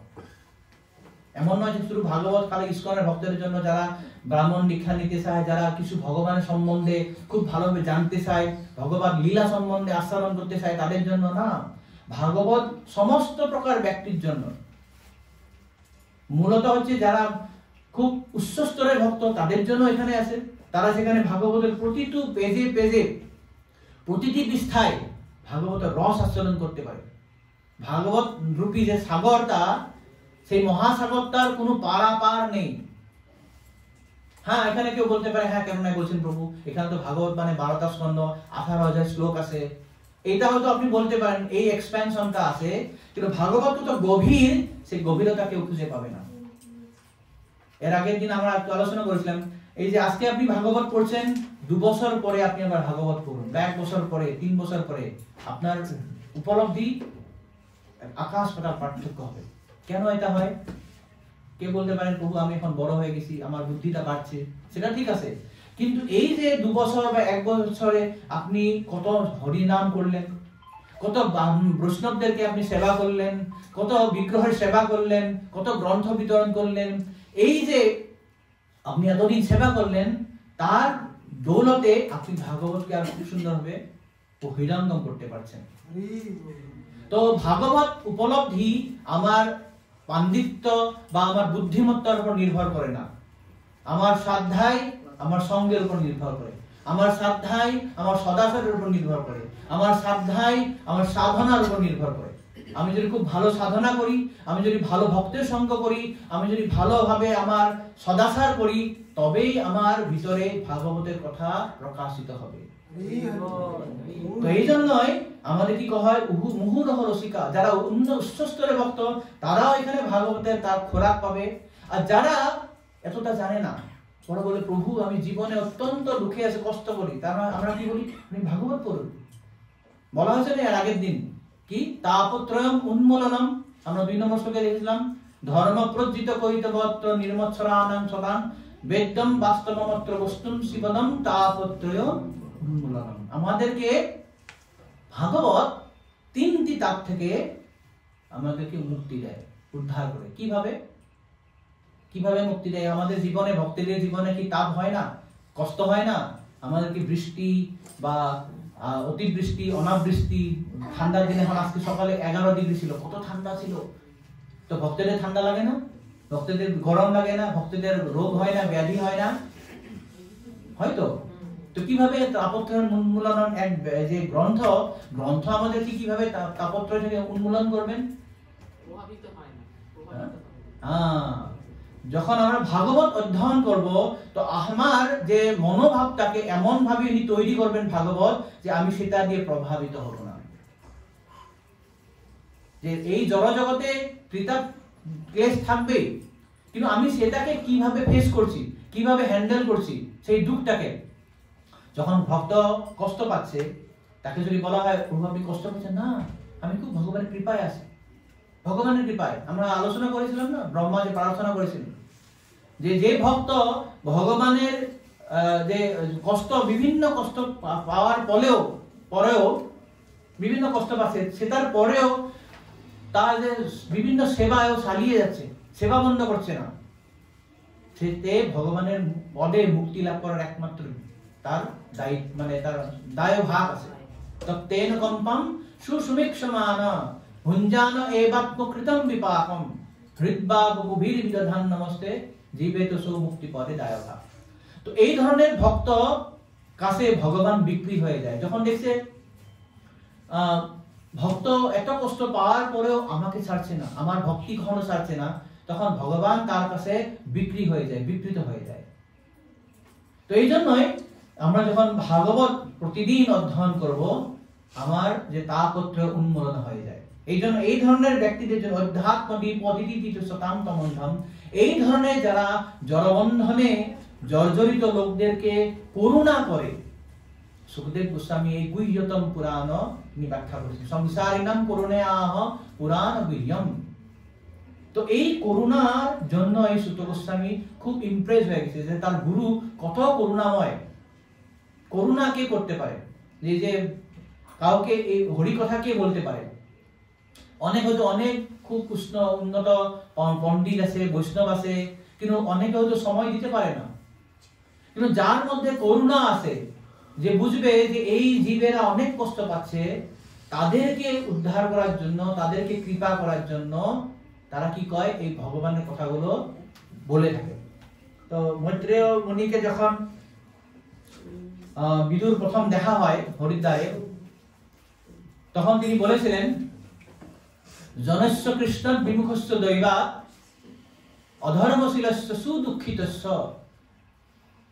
যে যারা লোক আছে তারা তার আগে তিনি বলেছেন যে সুখায় কর্মাণি করোতি লোকে। এই যে জড়জাগতিক লোকরা কি করে, সুখের জন্য কাজ করে। আমাকে সুখ লাগে, সুখ সুখ অনেক সুখ লাগে, কিন্তু সুখ পাওয়া তারা কি হয়, সুখ তো পায় না, আর সেই কাজগুলো করে তার তৃপ্তি হয় না, বরঞ্চ আরো বেশি দুঃখে পড়ে। তো এই জন্যই জনস্য কৃষ্ণ বিমুখস্য দৈবা, যে এই যে সংসারের লোকরা যারা কৃষ্ণ বিমুখ হয়ে আছেন, তার ফলে কি হয়েছে, অধর্মশীলস্য, তারা অধর্ম করে। যত অধর্ম করবে আবার কি হয়, সুদুঃখিতস্য, এমনি তো দুঃখে আছে, ভগবান থেকে বিমুখ হয়ে গেছে, ধর্ম করছে না, তার ফলে কি হয় আবার সুদুঃখিতস্য। অনুগ্রহায় ইহ সরন্তি নূনম, যারা ভগবানের ভক্তরা তারা কি করে, তাদেরকে কৃপা করার জন্য, অনুগ্রহ করার জন্য সরন্তি নূনম, তারা সমস্ত পৃথিবী ঘুরে বেড়ায়। ভ্রমন্তি ভূতানি জনার্দনেশ্ব, যে জনার্দনের যারা ভক্ত, খুব মহান ভক্ত, তারা এই ধরনের ব্যক্তিদেরকে অনুগ্রহ করার জন্য, যারা দুঃখে আছে, যারা অধর্ম আচরণ করছে, তাদেরকে উদ্ধার করার জন্য, অনুগ্রহ করার জন্য তারা ঘুরে বেড়ায়। তাদের আর কোনো অন্য কোনো বিজনেস নেই, কোনো কিছু কাজ নেই। মহান্তের স্বভাবে তারিতে পামর, এইটাই হচ্ছে মহান্তের স্বভাব। তো এই জন্যই এখানে বলেছেন যে বিভিন্ন ধরনের যে লোকদেরকে উদ্ধার করার জন্য ভাগবতের বর্ণনা আছে। তো কেউ বলতে পারে যে ভাগবত, আমরা দেখেছিলাম 2 নম্বর অধ্যায়ে কি বলেছিলেন, যে ধর্ম প্রজ্জিত ভাগবত এমন একটা স্ট্যান্ডার্ড দিয়েছে যে এখানে শুধু ভগবানের কৃষ্ণের ভক্তি ছাড়া অন্য কিছু নেই।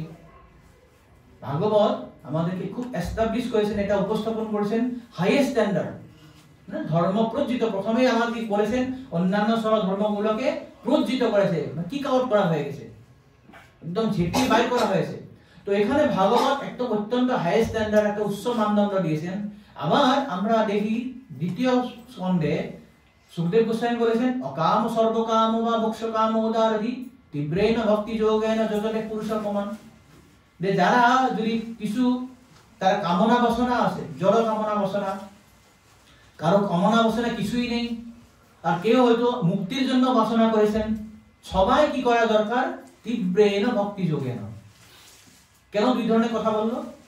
একবার বলেছে কোন ধরনের কাজ করবে না, শুধু খালি ভগবান কৃষ্ণের সেবা, ধর্ম প্রজ্জিত স্কৈতবত্র। আর এদিকে বলেছেন অকাম সর্বকাম, তোমার কিছু বাসনা থাকুক, কিছু বাসনা নাই থাকুক, বা তুমি মুক্তিরই বাসনা করো, তুমি শুধু কৃষ্ণের ভজনা করো, তীব্রেণ ভক্তি যোগেন। তো এই জন্য বলা হয়েছে যে সব মানুষ এক সমান নয়। আপনারা দেখবেন প্রভুপাদ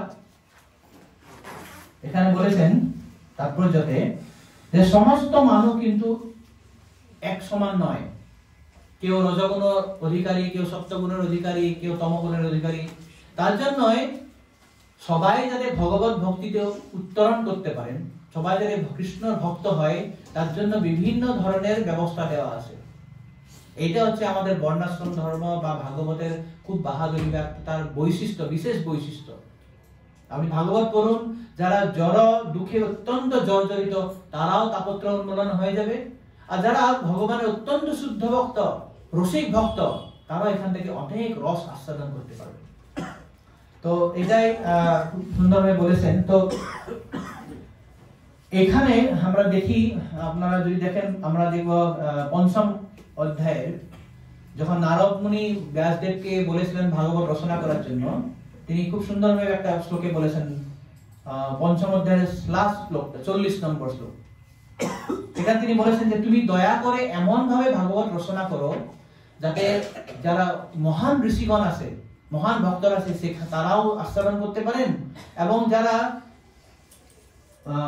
সাধারণ মানুষ যারা দুঃখ দুর্দশায় জর্জরিত হয়েছেন তারাও যেন মুক্তি পায়। তো এটা ভাগবতের বৈশিষ্ট্য।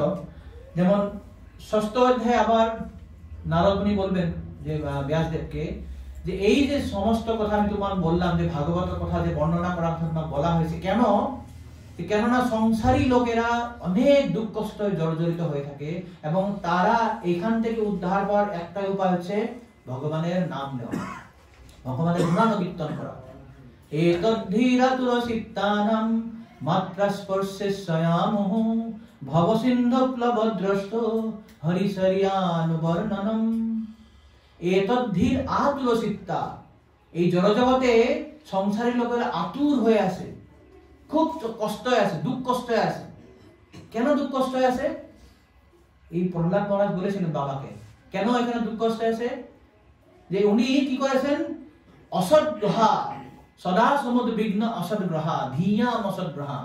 আমরা এই জনজগতে যারা সংসারী লোক, তারা অসৎ বস্তুকে সত্য বলে গ্রহণ করেছেন।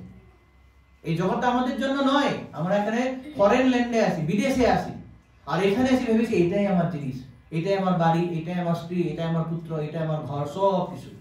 তো এই অসৎ জিনিসটা যেগুলো আর থাকবেই না, সবকিছু নষ্ট হয়ে যাবে, এই অসৎ বস্তুকে আমি সৎ বলে গ্রহণ করার জন্য আমার সব সময় সদা সমুদ্র বিঘ্ন ধিয়াম অসৎ গ্রহা। তো আমরা সব সময় আতুর হয়ে আছি। তো এই আতুর চিত্তকে উদ্ধার করার জন্য একটা নৌকা আসছে, ভবসিন্ধু প্লবদ্রষ্ট। এই যে ভব সাগর রূপী মানে সাগর রূপী যে সংসারটা পার করার জন্য প্লব মানে হচ্ছে নৌকা। কি নৌকা? হরিশরিয়ানুবর্ণনম, ভগবানের কথা অনুবর্ণন করা, ভগবানের নাম অনুবর্ণন করা, ভাগবত কথা অনুবর্ণন করা, অনুশ্রবণ করা। এইটা যদি আমরা করি তাহলে এই আতুর যে লোকের আছে তারা উদ্ধার হয়ে যাবে। তো এই যে নারদ মুনি যে বলেছেন, যে এটা বলেছে যারা সংসারী না লোক, আর যারা উচ্চস্তরের ভক্ত তারা তো এখানে পাবেই। এই ভাগবতের কোনো গভীরতা নেই, আপনি গভীর খুঁজে পাবেন না কোথায় তলা আছে। কত দূর, যত দূর যাবেন তত আপনি রস আস্বাদন করবেন। তো এটাই আবার বলেছেন দ্বিতীয় স্কন্ধে আমরা পাই যে পিবন্তি ভাগবত সদাম কথামৃতম কর্ণভূত স্থবেত। যে যারা ভাগবতের যারা উত্তম ভক্ত তারা কি করে? সব সময় ভগবানের কথা পান করেন। কিভাবে পান করে? কর্ণভূতেষু সমৃতম, কর্ণরন্ধ্র দিয়ে তারা সেটা পান করে রাখে। তো এইভাবেই আমরা দেখলাম যে শ্রীমদ্ ভাগবতের যে এটা বক্তা সুখদেব গোস্বামীর এখানে 3টা গুণ বলা হয়েছে, দিব্য গুণ। প্রথম হচ্ছে সানুভাবম। সানুভাবম মানে তিনি ব্যক্তিগত অনুভবের দ্বারা অভিজ্ঞতা লব্ধ হয়েছিলেন, এটা 1 নম্বর তার গুণ। 2 নম্বর হচ্ছে সংসারিণম করুণয়া, তিনি সংসারের আতুর ব্যক্তিদের প্রতি করুণা হয়ে এই পরম গুহ্য ভাগবতম বর্ণনা করেছিলেন। 3 নম্বর হচ্ছে তিনি হচ্ছেন গুরু মুনি নাম, তিনি সমস্ত মুনিগণের গুরু। যেহেতু তার অনুভব ব্যক্তিগত অভিজ্ঞতা লব্ধ জ্ঞানের দ্বারা তিনি অনুভব করেছিলেন, যার জন্যই যারা সমস্ত ঋষিগণ তারা সবাই সুখদেব গোস্বামীর গুরু মনে করেছিলেন, গুরু বরণ করেছিলেন। তো এখানে প্রভুপাদ বলেছেন, দেখুন তাৎপর্যতে, জড় বিষয়াসক্ত মানুষ কখনো সুখী হতে পারে না। জড় বিষয়াসক্ত মানুষ কখনো সুখী হতে পারে না। তারা অনেক প্ল্যান করে, অনেক পরিকল্পনা করে, 5 ইয়ার্স কমিশন, কত বিভিন্ন ধরনের আমার প্ল্যান। শুনেছেন পৃথিবীর মধ্যে যে যারা অত্যন্ত উন্নত দেশের মধ্যে এক দেশ হচ্ছে জাপান। আজকে 3 তারিখ, পরশু দিন কি হয়েছে শুনেছেন তো আপনারা? 150টা ভূমিকম্প হয়েছে, ভূকম্প হয়েছে, কত বাড়ি নষ্ট হয়ে গেল। কেন? এত সুন্দর বাড়িগুলো, জাপানের মতো উন্নত দেশ নেই, কত বুলেট ট্রেন থেকে শুরু করে কত কিসের জন্য? সুখায় কর্মাণি করোতি লোকে, সুখের জন্য। আমার সুখ লাগবে, আমার জীবনে সুখ পেতে চাই, কিন্তু আমরা যতই সুখের প্রচেষ্টা করি কেন না, আমার প্রচেষ্টা বিফল হয়ে যায়। এখানে প্রভুপাদ লিখেছেন সুন্দর, দেখুন এটা পড়ুন, একজন পড়ুন। প্রভুপাদের তাৎপর্য লেখা হয়, সকলেই সুখী হওয়ার চেষ্টা করে, কিন্তু জড়া প্রকৃতির প্রভাবে সেই প্রচেষ্টা ব্যর্থ। তাই জগৎকে বলা হয় ভগবানের সৃষ্টির অন্ধকারাচ্ছন্ন প্রদেশ। অন্ধকারাচ্ছন্ন প্রদেশ। এই জড় সৃষ্টিটা হচ্ছে পুরোটাই অন্ধকার, এখানে অন্ধকার। আর আমরা খুঁজেছি যেমন একটা বাড়িতে এই রুমটা যদি এখন লাইট চলে যায় অন্ধকার হয়ে যায়, আমি এদিকে যাবো, আমি চেষ্টা করবো এদিক দিয়ে যাবো, এদিক দিয়ে যাওয়ার চেষ্টা করি আমার মাথাটা এখানে লাগবে, কেউ জন ভাবে আমি এদিক দিয়ে বেরিয়ে যাবো, এখানে কেউ দেওয়ালে খুন্দা হবে, মাথা ফুলে যাবে, রক্ত বেরিয়ে যাবে। তা আমরা ভাবি এখান থেকে বেরিয়ে যায় মানে এখান থেকে আমার সুখ লাগে, আমি এখন দুঃখে আছি তো আমি সুখের জন্য রুম থেকে বেরিয়ে যাবো। কিন্তু আমি যতই প্রচেষ্টা করি রুম বেরিয়ে যাওয়ার জন্য, যদি আমার হাতে টর্চ লাইট না থাকে আসল দরজা খুঁজে পাবো না। তার জন্য আমার যত প্রচেষ্টা এখানে সুখ পাওয়ার, মায়া দেবী জরাজল কি করে সমস্ত প্রচেষ্টা ব্যর্থ হয়ে যায়। তাই জড়জগৎকে বলা হয় অন্ধকারাচ্ছন্ন প্রদেশ। জড়জগৎটা হচ্ছে একটা এমন একটা জায়গা যেখানে কোনো মানে আলো নেই। আমরা একটু আগে আলোচনা করলাম যেখানে তো জাগতিক ভাবে আলো নেই আর আধ্যাত্মিক ভাবে আলো নেই। আমরা আধ্যাত্মিক ভাবে জানি না কিভাবে এখান থেকে বেরিয়ে যেতে হবে। তো প্রভুপাদ খুব সুন্দর কথা বলেছে এখানে যে কেউ যদি জড়াসক্ত ব্যক্তি এখান থেকে বেরিয়ে যেতে চায়, মানে যদি বেরিয়ে যেতে হয় তাকে সেটা বাসনা করতে হবে যে আমি এখান থেকে বেরিয়ে যাব। কিন্তু দুর্ভাগ্য ব্যাপারটা হচ্ছে কি অনেকে চায় না, ওরা ভাবে আমি এখানেই থাকবো, আমি খুব সুন্দর আছি, তো খুব ভালো আছি। ওনার বাড়িতে লাইট মানে যখন কারেন্ট চলে যায় অন্ধকার হয়ে থাকে, আমার বাড়িতে আমি ইনভার্টার লাগিয়েছিলাম, আমার কোনো অসুবিধা নেই, আমার বিল্ডিং এ আমি জেনারেটর লাগিয়ে দিয়েছি, কি সুন্দর, অন্যের লাইট চলে গেলে আমার লাইট থাকবে। আমি ভাবি যে টেম্পোরারি কিছু প্যাচআপ করে কিছু লাগিয়ে আমি আনন্দ করব, তাই না? এটা আমি আনন্দ করার চেষ্টা। তাই প্রভুপাদ বলেছেন কেউ যদি এখান থেকে বেরিয়ে যেতে চায় তাহলে সে বেরিয়ে যেতে পারে। কিন্তু সব থেকে দুর্ভাগ্যের ব্যাপারটা আমরা বেরিয়েই যেতে চাই না, আমরা এখানেই সব অ্যারেঞ্জ করতে চাই, ম্যানেজ করতে চাই, সব আমি এখানে করব, খুব ভালো ঠান্ডা এসে তো আমি এই কাপড় দিব, হিটার দিব, গিজার দিব, কত কিছু দিব, তাও আমি এখানেই থাকবো। এখানে আমি মানে সকাল সকাল গরম গরম শুকরের বিস্তা খাবো, 1 প্লেট শুকরের বিস্তা সকাল সকাল উঠে, দুপুরে আবার শুকরের বিস্তা খাবো একদম গরম গরম প্লেটে নিয়ে। এটাই না জগৎটা, সেটাই তো শুকরের বিস্তা। তা আমি খুব সুখেছে, বাহ কি সুন্দর। আপনারা জানেন তো কাহিনীটা, একবার যখন ইন্দ্র শুকরজনী প্রাপ্ত হয়েছিল, তো অনেক বছর এখানে আছে, আর ফাঁকা হয়ে গেছে, অফিস নেই, ইন্দ্র তো চালানোর কেউ নেই এখন। তো ব্রহ্মা বলছে আরে বেটা অতদিন হয়ে গেল, একবার যাই তো ওকে দেখে নিয়ে আসি। নিয়ে আসলো, বলছে ভাই চলো, ইন্দ্র তুমি তো স্বর্গের রাজা, সেখানে চলো, এখানে কেন আসো? কি স্বর্গ কি?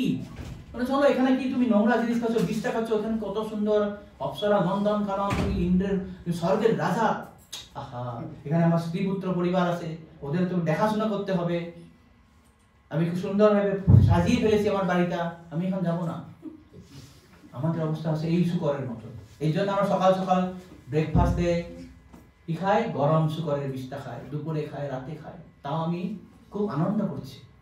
সুখায় কর্মাণি করতি লোকে, বিদুর বলেছিল, প্রথম যখন বিদুর মৈত্রের সঙ্গে দেখা হয় ফার্স্ট কথায় বলেছে সুখায় কর্মাণি করতি লোকে, সুখের জন্য আমরা কাজ করছি, কিন্তু আমার সুখ তো হচ্ছেই না, আমার দুঃখ বরঞ্চ বেরিয়ে যাচ্ছে। কত আমার দুঃখ বাড়ছে এখন। তো এই জন্য প্রভুপাদ বলেছেন এই যারা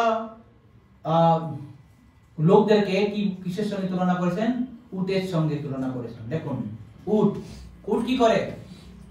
খুব কাটা খায়, খুব মজা করে, বাহ কি সুন্দর স্বাদ কাঁটাটা, কিন্তু বুঝতে পারছে না কাঁটা খেয়ে খেয়ে খেয়ে খেয়ে তার মুখের থেকে রক্ত বেরিয়ে আসে, আর ভাবে কি স্বাদ, আহা। আমি বললাম না আমি বিস্তা খাচ্ছি, আমি কি সুন্দর ব্রেকফাস্ট খাচ্ছি, ওরে সুন্দর ব্রেকফাস্ট। তো এটা হচ্ছে এই আমাদের জড় আসক্তিদের পূরণ।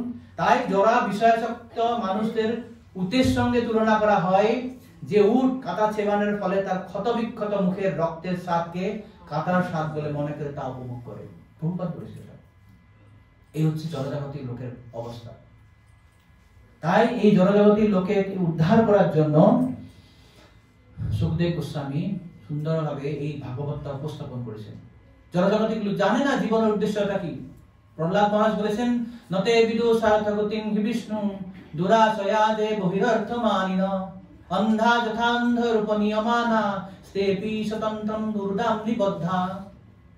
তাদেরকে এমন ভাবে বেঁধে রেখেছে ঈশ্বতন্ত্র বন্ধা, ঈশ্বর মানে ভগবানের, তন্ত্র মানে দড়ি, রশি, ভগবানের যে রশিটা হচ্ছে মায়াদেবী, মায়াদেবী নামক রশি এমন ভাবে জড়জগৎকে লোককে বন্ধন বেঁধে রেখেছে, ও কি করে ভাবে যে এক অন্ধ আরেক অন্ধকে নিয়ে যাচ্ছে, অন্ধা যথা অন্ধের উপর নিয়মানা, এক অন্ধ আরেকটা অন্ধকে রাস্তা পার করাচ্ছে, কি হবে?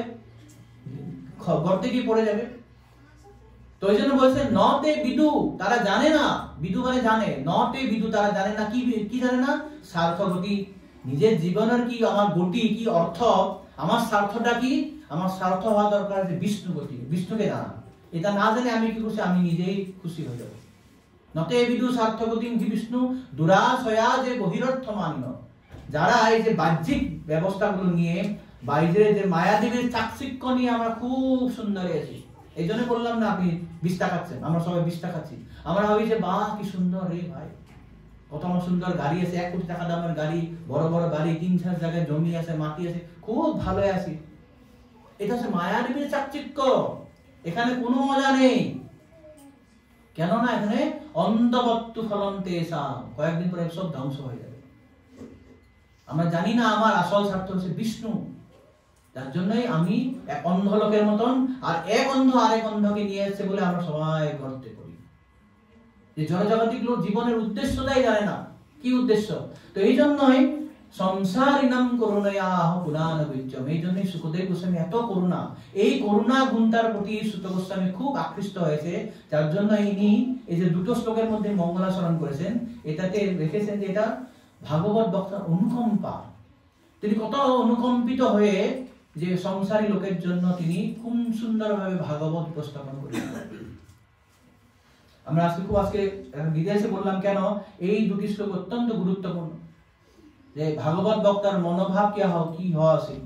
সুখদেব গোস্বামী কি মনোভাব নিয়ে বলেছেন, সুখদেব গোস্বামীর কি দিব্য গুণাবলী ছিল, এটা আমাদের একটু বোঝা দরকার। কেননা পরবর্তীতে যারা ভগবত বক্তা আসবে তারা সবাই সুখদেব গোস্বামীর কাছে প্রার্থনা করা উচিত, তার যে মনোভাব, তার যে মুড, তার যে অনুকম্পা, তার যে গুরুদেবের প্রতি যে তার বদান্যতা, তার নম্র ভাব, এটা আমাদেরকে ইনভাইট করা দরকার, সেটা আমাকে গ্রহণ করা দরকার, তবেই আমরা ভাগবত কথা বলার জন্য যোগ্য হতে পারবো। তো এইভাবেই সুখদেব গোস্বামী তার গুরুদেবকে প্রণাম করলেন। এরপরে এই জন্য শেষে বলেছেন এখানে একটা খুব সুন্দর লাইন দেখুন, যে শ্রীমদ্ ভাগবত হচ্ছে অপ্রাকৃত দীপবর্তিকা, ট্রান্সেন্ডেন্টাল টর্চ লাইট, যার দ্বারা ব্রহ্ম, পরমাত্মা এবং ভগবান রূপে পরম তত্ত্বকে দর্শন করা যায়। তো আপনাদের মনে আছে মনে হয় আমরা এই 3টা শ্লোক পড়ার পরে বলেছিলাম ভাগবতকে 4টা বস্তুর সঙ্গে তুলনা করা হয়। প্রথম হচ্ছে প্রদীপ, 2 নম্বর সূর্য, 3 নম্বর রসাল ফল, 4 নম্বর মোহিনী মূর্তি। তো প্রথম অধ্যায়ে আমরা কি দেখলাম? রসাল ফল। ভাগবত হচ্ছে একটা রসাল ফল, গলিত ফলন। 3 নম্বর শ্লোকে বলেছিল না, নিগম কল্পতরুর গলিতম ফলন। তো শ্রীমদ্ ভাগবত হচ্ছে একটা রসাল ফল। এখন দ্বিতীয় অধ্যায়ে এই যে প্রদীপ, অপ্রাকৃত প্রদীপ, সেটা এখানে উপস্থাপন। কেন? যে যস্যানুভাবম অখিলম সুকিসারম একম অধ্যাত্ম দীপ। এটা হচ্ছে অধ্যাত্ম দীপ বা অপ্রাকৃত দীপবর্তিকা, এটা অপ্রাকৃত ল্যাম্প, যে ল্যাম্প দিয়ে, যে আলো দিয়ে সমস্ত অতিথির শতান্তম অন্ধম, সমস্ত অন্ধকারকে কি করা যায়? দূরে সরানো যাবে। এই ধরনের আমরা দ্বিতীয় অধ্যায়ে দেখলাম যে শ্রীমদ্ ভাগবত একটি দ্বীপের মতো, অধ্যাত্ম দ্বীপ। তৃতীয় অধ্যায়ে আমরা দেখব কিভাবে শ্রীমদ্ ভাগবত সূর্যের মতন। আর একদম শেষে দ্বাদশ খণ্ডে আমরা দেখব কিভাবে শ্রীমদ্ ভাগবত মোহিনী মূর্তি। তো এইভাবে আমি দুটি শ্লোকে তার গুরুদেবের মঙ্গলাচরণ করলেন। এখন 4 নম্বর শ্লোক। এখন তিনি আর কয়েকজন ব্যক্তির কাছে প্রণাম নিবেদন করবেন, এটা আমরা সবাই জানি। বলুন, নারায়ণং নমস্কৃত্য নরম চৈব নরোত্তমম দেবীং সরস্বতীং ব্যাসং ততো জয়মুদীরয়ে।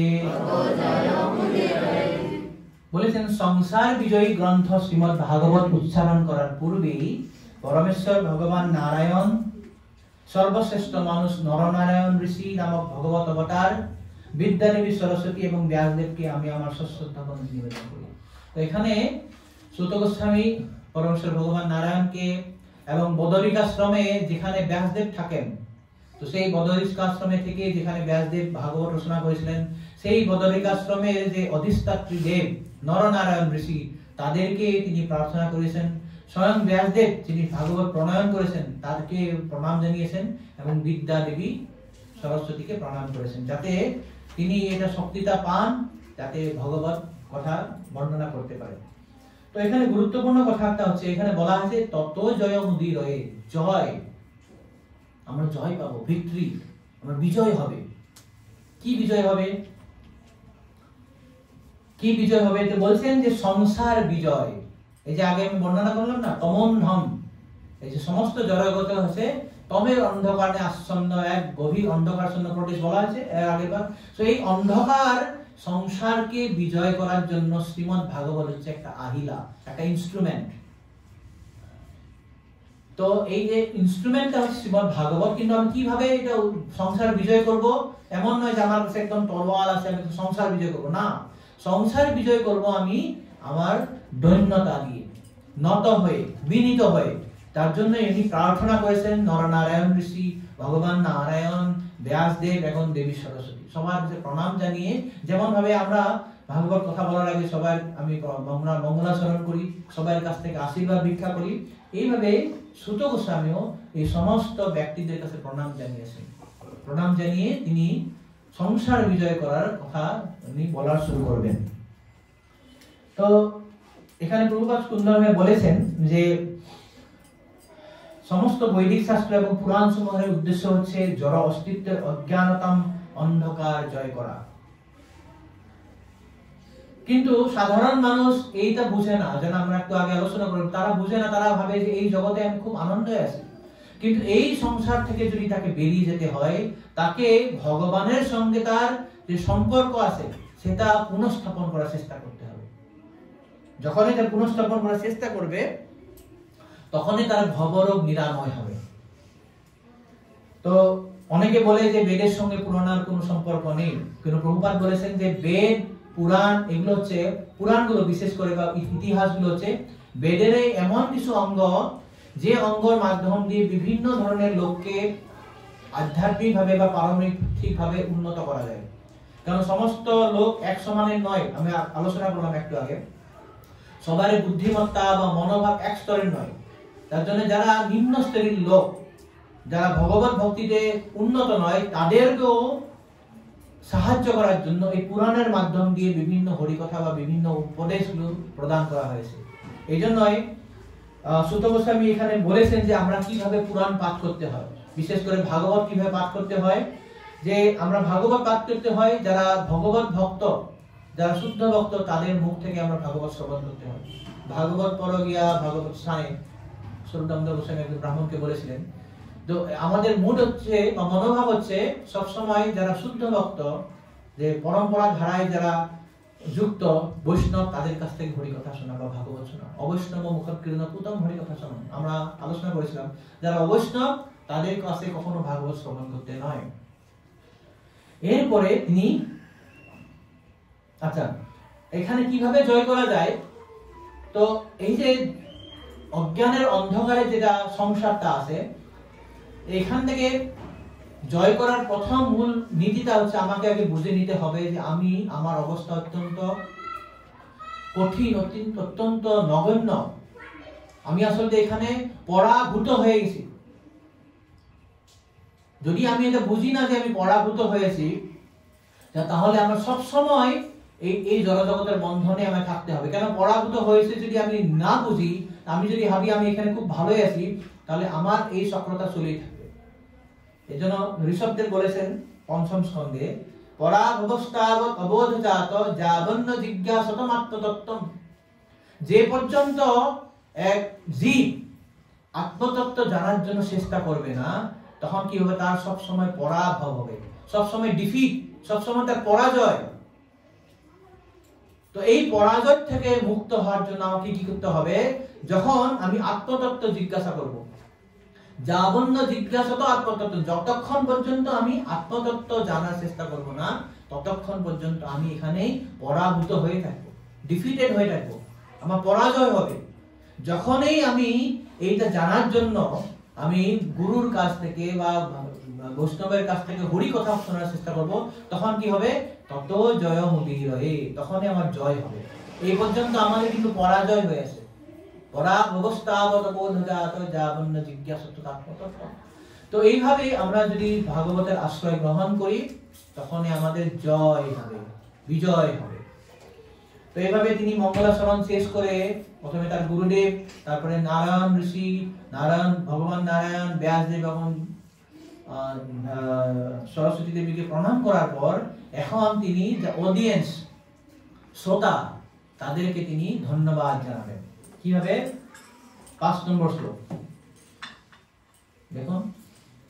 মনয় সাধু পৃষ্ঠোহম ভবদ্ভির্লোকমঙ্গলম যৎকিতা কৃষ্ণ সম্প্রশ্ন যেনাত্মা সুপ্রসীদতি।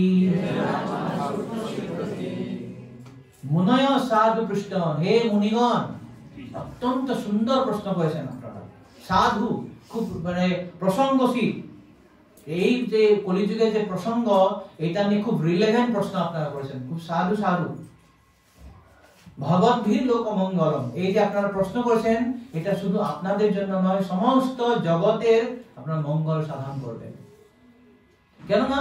কেন মঙ্গল হবে? প্রশ্ন করলে মঙ্গল হয়ে যায়। যৎকৃত কৃষ্ণ সম্প্রশ্ন, এই যে প্রশ্নটা করেছেন আপনারা, সব প্রশ্ন হচ্ছে কৃষ্ণ সম্বন্ধীয়, কৃষ্ণ সম্বন্ধীয় প্রশ্ন করেছেন আপনারা, যার জন্যই কি হবে? যেনা আত্মা সুপ্রসীদতি।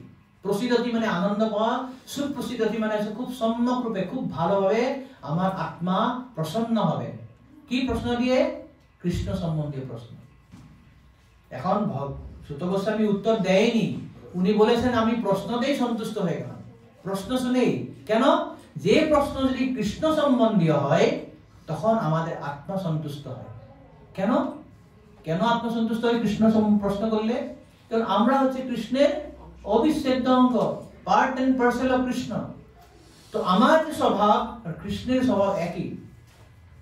তো আমার আসলে কি হয়, যেমন পানি জল জলের সঙ্গে মিলে, তেল তেলের সঙ্গে মিলে, এখন আমাদের অবস্থা হচ্ছে কি জল এবং তেলের মতন। তো প্রভুপাদ একবার হরে কৃষ্ণ মহামন্ত্র মিনিং অর্থ বলতে গিয়ে খুব সুন্দর বলেছিলেন যে আমরা এখন এমন একটা অবস্থায় আছি যেখানে আমরা জড়জগতের সঙ্গে আছি বলে আমাদের সিচুয়েশনটা আছে ইনকম্প্যাটিবল সিচুয়েশন, মানে এখানে মিশ্রণ হবে না। যেমন জল এবং তেল মিশ্রণ হবে না, যে জীব, যে জীবটা হচ্ছে নিরন্তর, যে শাশ্বত জীব, সেই জীব যখন এখানে ভবসাগরে আসে, এই জড়জগতে যখন আসে, তখন তার মিশ্রণটা কখনো হয় না, ইনকম্প্যাটিবল বলা হয়েছে, মিশ্রণ কখনো হয় না। এই জন্যই সে কখনো আনন্দে থাকতে পারে না। কিন্তু যখন এই একটা মাছকে যদি আপনি জল থেকে বেরিয়ে আনার পর আবার যখন জলে ছেড়ে দিবেন, যখন সেভাবে সবসময় সন্তুষ্ট থাকবে, আমরাও যখন কৃষ্ণের সঙ্গে যুক্ত হব, তখন আমরা আত্মাটা সন্তুষ্ট হয়। এই জন্য বলছি যে প্রশ্নগুলো আপনি করেছেন, এই প্রশ্ন যেহেতু কৃষ্ণ সম্বন্ধীয়, এটাতে কি হয়? যেন আত্মা সুপ্রসীদতি। তো একই ধরনের একটা কথা সুখদেব গোস্বামী বলবেন দ্বিতীয় স্কন্ধে, যখন উনি সুখদেব গোস্বামী যখন প্রশ্ন উত্তর দেওয়া শুরু করবেন, প্রথম কথা তিনি বলেছেন পরীক্ষিত মহারাজকে। কি বলেছিলেন? বরিয়ানসে তে প্রশ্ন কৃত লোকহিতং নৃপ। হে নৃপ, হে মহারাজ, আপনি খুব সুন্দর, আপনার প্রশ্নগুলি অত্যন্ত মহিমান্বিত। বরিয়ান, আত্মবিদ সম্মত পুংসাম শ্রোতব্যাদিষু যজ্ঞরহ। যে আপনি যে প্রশ্নগুলো করেছেন, এই প্রশ্নের উত্তরগুলো হচ্ছে একটু শ্রবণ করা দরকার। পরীক্ষিত মহারাজ যে প্রশ্ন করেছিলেন, আমরা পরবর্তীতে আসবো, 19 অধ্যায়ে পাবে। তিনি প্রশ্ন করেছিলেন দুটো, যে ম্রিয়মান ব্যক্তির করণীয় কি, কি শুনতে হয়, কি কীর্তন করতে হয়, কি জপ করতে হয়, কি করতে নয়, এই দুটি প্রশ্ন করবেন সুখদেব গোস্বামীকে। সেই প্রশ্নের মানে বলতে গিয়ে সুখদেব গোস্বামী বলেছেন বরিয়ান সেটি প্রশ্ন, আপনার প্রশ্নগুলো কি মহিমান্বিত, আর এই প্রশ্নের যে উত্তরগুলো হবে সেটা আমাদের শ্রবণীয়। এই একই কথা এখানে বলেছেন যে মুনয় সাধু পৃষ্ঠম ভবদ্ভীর লোকমঙ্গলম। আপনার যে 6টি প্রশ্ন করেছে, এই প্রশ্নের উত্তরগুলো কি করবে? ভগবদ্ভীর লোকমঙ্গল, মানুষের মঙ্গল দিবে। তো প্রভুপাদ তাৎপর্যে খুব সুন্দর কথা বলেছেন, সমস্ত জগৎ প্রশ্ন এবং উত্তরে পূর্ণ। যেমন আমরা দেখি সকালবেলা থেকে পশু পাখি মনুষ্য সবাই গেলে প্রশ্ন করে দেখি, পাখিরা সকালে কি কি কি কি কিচি কিচি কিচি করবে, মানুষ বাজার দেবে কি কি কি কি করবে। একের সঙ্গে যে আপনি লোকাল ট্রেনে যান, কোনো কিছু কথা নেই, কে কার কথা শুনবে না, চুপ করে বকেই যাচ্ছে, কি বকছে ওরাও জানে না। এখানে পলিটিক্স বলছে, আইপিএল বলছে না বিজনেসের কথা বলছে, খালি বসে বকেই যাচ্ছে। আপনি সেখানে বসে যে সুন্দরভাবে জব করবেন সেটাও হবে না আপনার।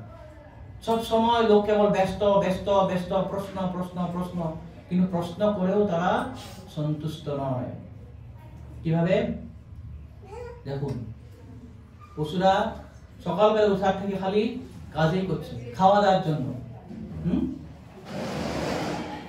পাখিরা সকাল থেকে উঠেই আবার প্রশ্ন, কোথায় খেতে পাবো, কোথায় যাবো, কি করব, কেউ আমাকে মেরে ফেলবে, এই ধরনের ওদের প্রশ্ন। মানুষ বাজারে গিয়ে হাতে গিয়ে সব সময় খালি এদিকে কি বস্তুর কি দাম, কত দাম, বিজনেসম্যানের সঙ্গে তাদের প্রশ্ন। পার্লামেন্টে আমাদের সাংসদগুলো প্রশ্ন করছে, দিন বেলা খালি প্রশ্নই করছে। পলিটিশিয়ান সাংবাদিকের কাছে প্রশ্ন, সাংবাদিক পলিটিশিয়ানকে প্রশ্ন করছে। এই যত সব প্রশ্ন করেও আমাদের মন ভরে না। কেন? এসব কৃষ্ণ সম্বন্ধীয় নয়। যেহেতু প্রশ্নগুলো কৃষ্ণ সম্বন্ধীয় নয়, আমাদের এই আত্মা কখনো সন্তুষ্ট হতে পারে না। তা আমাদের আত্মা কিভাবে সন্তুষ্ট হবে? যখন আমরা পারমার্থিক প্রশ্ন করব, কৃষ্ণ সম্বন্ধীয় প্রশ্ন করব। করুন কে একজন, সমগ্র জগৎ না তলে তো করুন, নিষেধ করুন। যেহেতু শ্রীমদ্ ভাগবত শ্রীকৃষ্ণ বিষয় প্রশ্ন এবং উত্তরে আলোচনা করে, তাই এই গ্রন্থটি পাঠ করে অথবা শ্রবণ করে আমরা সর্বোচ্চ আনন্দ লাভ করতে পারি। বললাম, যেহেতু আমরা ভগবান কৃষ্ণের অন্তরঙ্গ, অবিচ্ছেদ্য অঙ্গ, তাই যখনই আমরা কৃষ্ণ সম্বন্ধীয় প্রশ্ন করব, তখনই আমার আত্মা সন্তুষ্ট হতে পারে। প্রভুপাদ লিখেছেন সুন্দরভাবে, আত্মার প্রসন্নতা কেবল কৃষ্ণ বিষয়ক প্রশ্ন এবং উত্তরের মাধ্যমেই লাভ করা যায়। তাছাড়া কৃষ্ণ কথা ছাড়া আমরা যখনই কিছু প্রশ্ন, যতই যা প্রশ্ন করুক না কেন, কে বলতে পারে আমি যে এই প্রশ্নগুলো করার মাধ্যমে সংসার চালাচ্ছি, আমার এত বড় হচ্ছে, আমার এই যে অনেক টাকা রোজগার করছি, আমি ইসকনকে আমি দান করছি। তুমি যতই যে করো, যদি কৃষ্ণ সম্বন্ধীয় নয়, আমার আত্মা কখনো সন্তুষ্ট হবে না। তো প্রভুপাদ বলেছেন যে শ্রীকৃষ্ণ হচ্ছেন আমাদের সবসাইতে অন্তরঙ্গ প্রভু, সখা, পিতা, পুত্র, প্রেমিক, সমস্ত কিছু। আমরা একাদশ অধ্যায়ে আমরা দেখব, এই প্রথম স্কন্ধে যখন ভগবান কৃষ্ণ দ্বারকাতে প্রবেশ করেন, দ্বারকাবাসীরা ভগবানকে খুব সুন্দরভাবে যখন প্রার্থনা করেছেন, পুজো করেছেন, তাদেরকে ওয়েলকাম করেছেন, স্বাগতম জানিয়েছেন, তারা বলেছেন এক সুন্দর একটা শ্লোক, ভবায়নস্তম ভব বিশ্বভাবনাম তমেব মাথা সুরিপতি পিতা সদ্গুরুর ন পরমং দৈবতম তস্যাবৃতাম ন কৃতিনো বভূবিম। তো বলেছে, হে ভগবান কৃষ্ণ, তুমি আমাদের মাতা, পিতা, গুরু, সদ্গুরু, পতি, সমস্ত কিছু। তোমার কৃপায় আমাদের এই এত সুন্দর উন্নতি হচ্ছে। যেটা কুন্তিদেবীও বলেছেন, আপনারা দেখবেন যে যেহেতু তুমি এখানে আসো, তার জন্য আমাদের রাজ্য কি সুন্দরভাবে বৃদ্ধি হচ্ছে। এই যে আমাদের যে রাজ্যে যে সুন্দর শ্বাস তাস হয়, সূর্য সুন্দর আলো দেয়, এই সমস্ত কিছু কেবলমাত্র তোমার ইক্ষণের জন্য হয়েছে। সেই একই কথা দ্বারকাবাসী বলছেন, যেহেতু তুমি আমাদের পত্নী, বন্ধু, পিতা, মাতা, গুরু, দেবতা, অবশ্য দেবতা, আর তোমার কৃপায় আমরা এত উন্নতি করতে পারছি। এইটাই হচ্ছে এক ভক্তের ভাব হওয়া উচিত। তো যখনই আমরা কৃষ্ণকে এভাবে আমাদের পতি, গুরু, পিতা ভেবে আমরা যখন তার উপাসনা করব, তখনই আমাদের আত্মা সন্তুষ্ট হবে, যে না আত্মা সুপ্রসীদ। তো আত্মা সন্তুষ্ট হয়ে গেল। কৃষ্ণ সম্বন্ধে প্রশ্ন, তো সূত গোস্বামী ভাগবত শেষ করে দরকার এখন কৃষ্ণ সম্বন্ধে প্রশ্ন করবে। তো তিনি বলেন, হ্যাঁ প্রশ্নতে আমি সন্তুষ্ট। তিনি আর উত্তরও দিবে। কি উত্তর হবে?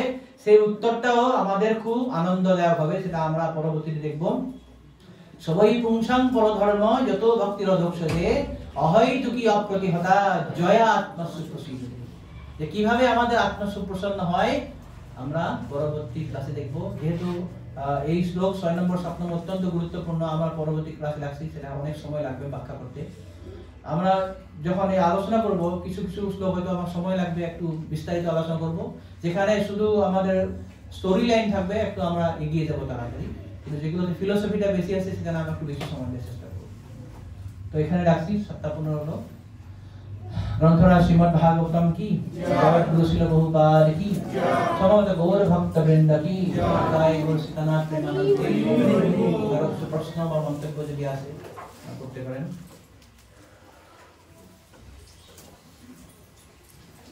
আর কিছু প্রশ্ন মন্তব্য?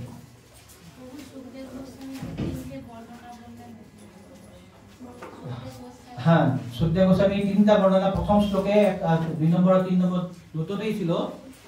যেমন একটা হচ্ছে তিনি সবার হৃদয়ে প্রবেশ করতে পারেন, তারপর তিনি সংস্কার বিহীন হয়ে তিনি বাড়ি থেকে বেরিয়ে গেছিলেন, কারণ তার সংস্কারের দরকার নেই, যেহেতু তিনি জন্মে থেকে বৈষ্ণব। আর তিনি অজ্ঞ বৃক্ষরাজিকে কথা বলাতে পারেন। এটা হচ্ছে তার প্রথম 2 নম্বর প্রথম শ্লোকে যন্ত্রব্রজন্তম।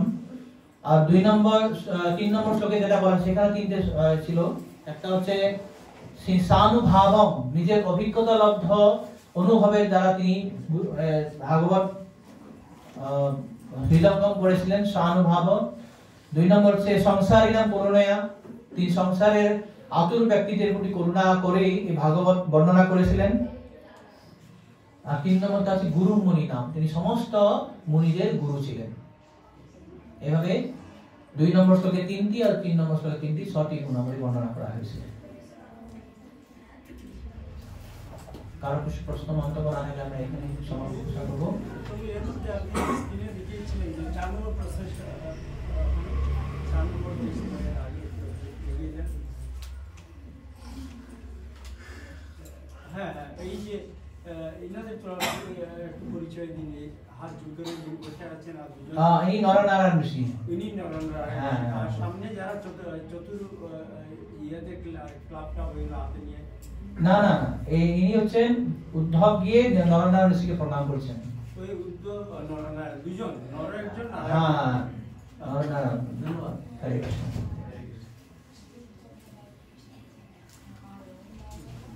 কারো কিছু প্রশ্ন?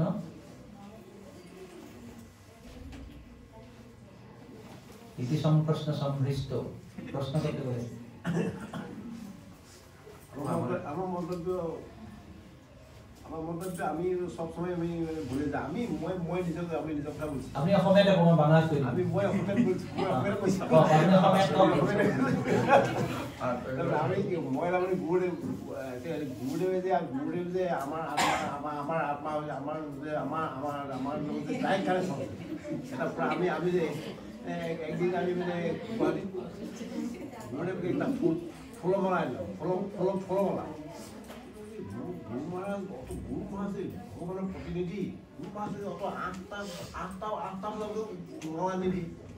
আমি একদিন ভাবলাম যে বাইকখন নিয়ে একদম মানে একটা মালা আনলাম। মালা আনি আমি সেইখানে অফিস গুড়িটো ভিতরে থাকে, আমি বাহিরে মানে অফিসৰ এখানে বাহিরে ওয়ালৰ বাহিরে আছে, ওয়ালৰ বাহিরে আমি ওয়ালৰ বাহিরে আছি, কিন্তু গুড়ে আসি গ'ল বা গুড়ি আসি গ'ল কি বুঝি পালো। হ্যাঁ, আমি গুড়ে মালা দি আছিলো। গুড়ে এই যিগিলা পাতা ফল চিঙি দেখি আমি খাব লাগে। 3টা আনলাম আৰু মালে আছে। আমি গুড় মাছ দিছোঁ গুড়ে আমার শ্রীমদ একবার দিলাম, মালাশ্যাম মহাশয় তারও একজন মহা ছিল, তাকে দিলাম। কিন্তু আমি এইদিনা আমি ভাবলাম কি এটা গুড় মাছ ওয়ালের ভিতর সে কি জানে। ওকে, তিনি বলতে চাইছেন একবার তিনি গুরু মহারাজকে মালা দিতে গেছিলেন, তো যখন গেছেন গুরু মহারাজ রুমের ওই পাশে আছে, তো দেখতে পাননি। কিন্তু উনি যখন ভেবেছে আমি গুরু মহারাজকে মালাটা দিতে চাই, সঙ্গে সঙ্গে গুরু মহারাজ বেরিয়ে এসে বলছে আমাকে মালা দাও। তিনি বলতেছেন যে কিভাবে এটা হয়। এটা অবশ্যই আমরা যে আলোচনা করলাম না, তং সর্বভূত হৃদয়ম মুনিমানতস্মি, আমরা আলোচনা করলাম যে কিভাবে এক শুদ্ধ ভক্ত যেহেতু তার ভক্তিতে এত উন্নত, সমস্ত জীবের সমস্ত ভূতের হৃদয়ে তিনি প্রবেশ করতে পারেন। যেভাবে ব্যাসদেব নারদের যে বর্ণনা করেছে, প্রশংসা করেছিলেন, আপনি সূর্যের মতন, আপনি বাতাসের মতন, আপনি পরমাত্মার মতন সবাই হৃদয়ে প্রবেশ করতে পারেন। আর যে গুরু, আমরা এটা জানা দরকার যে গুরু মানে একজন নয়, গুরু তত্ত্ব হয়। গুরু মানে হচ্ছে পুরো সমস্ত গুরু তত্ত্বতার এক মানে প্রতিনিধি। তাই যখন আমরা গুরুদেবকে প্রণাম করি, তার মানে আমরা সমস্ত গুরু পরম্পরাকে আমরা প্রণাম করছি। তো এই যে গুরু, তিনি হচ্ছেন এক রিপ্রেজেন্টেটিভ বা প্রতিনিধি বা একটা অংশ বা একটা প্রকাশ, সমস্ত গুরু তত্ত্বের প্রকাশ। তার জন্য যারা শুদ্ধ যথাযোগ্য গুরু, তাদের কাছে এই সমস্ত গুণাবলী বিরাজমান।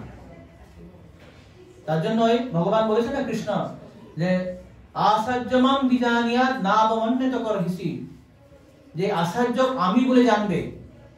কৃষ্ণ উদ্ধবকে বলেছেন আচার্যমাম বিজানিয়াত নাবমন্বিত করহিসি, কখনো অবমাননা করবে না, গুরুকে কখনো অবমাননা করতে নয়। ন মর্ত বুদ্ধে অসূয়া, কখনো মর্ত বুদ্ধি করে যে এই তো লোকজন হুইল চেয়ারে ঘুরে বেড়ায়, কথাও বলতে পারে না, আমার মতন এই তো লোক, আমার একজন দাদু ছিল হুইল চেয়ারে বেড়ে বেড়ায়। এই যে বৈষ্ণবে জাতি বুদ্ধি, প্রসাদে অন্ন বুদ্ধি, বিগ্রহে শিলা বুদ্ধি, নারকি বুদ্ধি। আমি যখন এই বুদ্ধি করবো, এই গুরু তো আমার মতন, এই গুরু আমার মতন লোক, এরও বেমার হয়, এরও রোগ হয়, এইসব হয়, তো আপনি শেষ। আপনার ভগবান গুরুদেব কখনো এই প্রাকৃত দেহ নয়, অপ্রাকৃত, তিনি অপ্রাকৃত। তো বলেছেন যে আচার্যমাং বিজানিয়াত নাবমন্বিত করহিসি, ন মূর্তে বুদ্ধ হসিয়াত সর্বময় দেব গুরু। সমস্ত দেবতারা ভগবান গুরুদেবের কাছে থাকে। তো এটা আমাদের বোঝা দরকার। যখন আমি বুঝবো, তখন আমি হৃদয়ঙ্গম করতে পারবো যে গুরু সাধারণ তত্ত্ব নয়, তিনি অপ্রাকৃত তত্ত্ব। বুঝা গেল? আপনার কমেন্ট আমি বললাম, আমার কমেন্ট নাই। আপনি যেগুলো আমি বলেছি, আপনার কমেন্ট আমি প্রশংসা করি, ভালো লাগছে। কি তার মানে আমি যদি বামী দীক্ষা হয়, বামী দীক্ষা নিতে আমি চাই, আর গুরুদেব হৃদয় থেকে আমি যদি জানি, আমি বৃন্দাবতী বহুতবার বলছি, তুমি কেন বামী দীক্ষা নিই? আমার যোগ্যতা নাই, আমি কিছু জানি না, কি ধরে আমি বামী দীক্ষা নিব। আমি এটাই বলছি, এটা এখন আমার 65 বয়স হলো, ওই জায়গার বয়স, কিন্তু আমার যোগ্যতা নাই। কিন্তু আপনার এখন যদি আমি চাই যে ও ব্রাহ্মণ দীক্ষার প্রয়োজন আছে, কিছু একটা পোশাক প্রয়োজন, এটা গুরুদেব কিবা করবে না? না, ব্রাহ্মণ দীক্ষা আমি বললাম না, ব্রাহ্মণ দীক্ষা কখনো শিষ্য চায় না। যখন গুরু দেখবে যে এর মানে যোগ্য হয়েছে, তখন সেটা দেয়।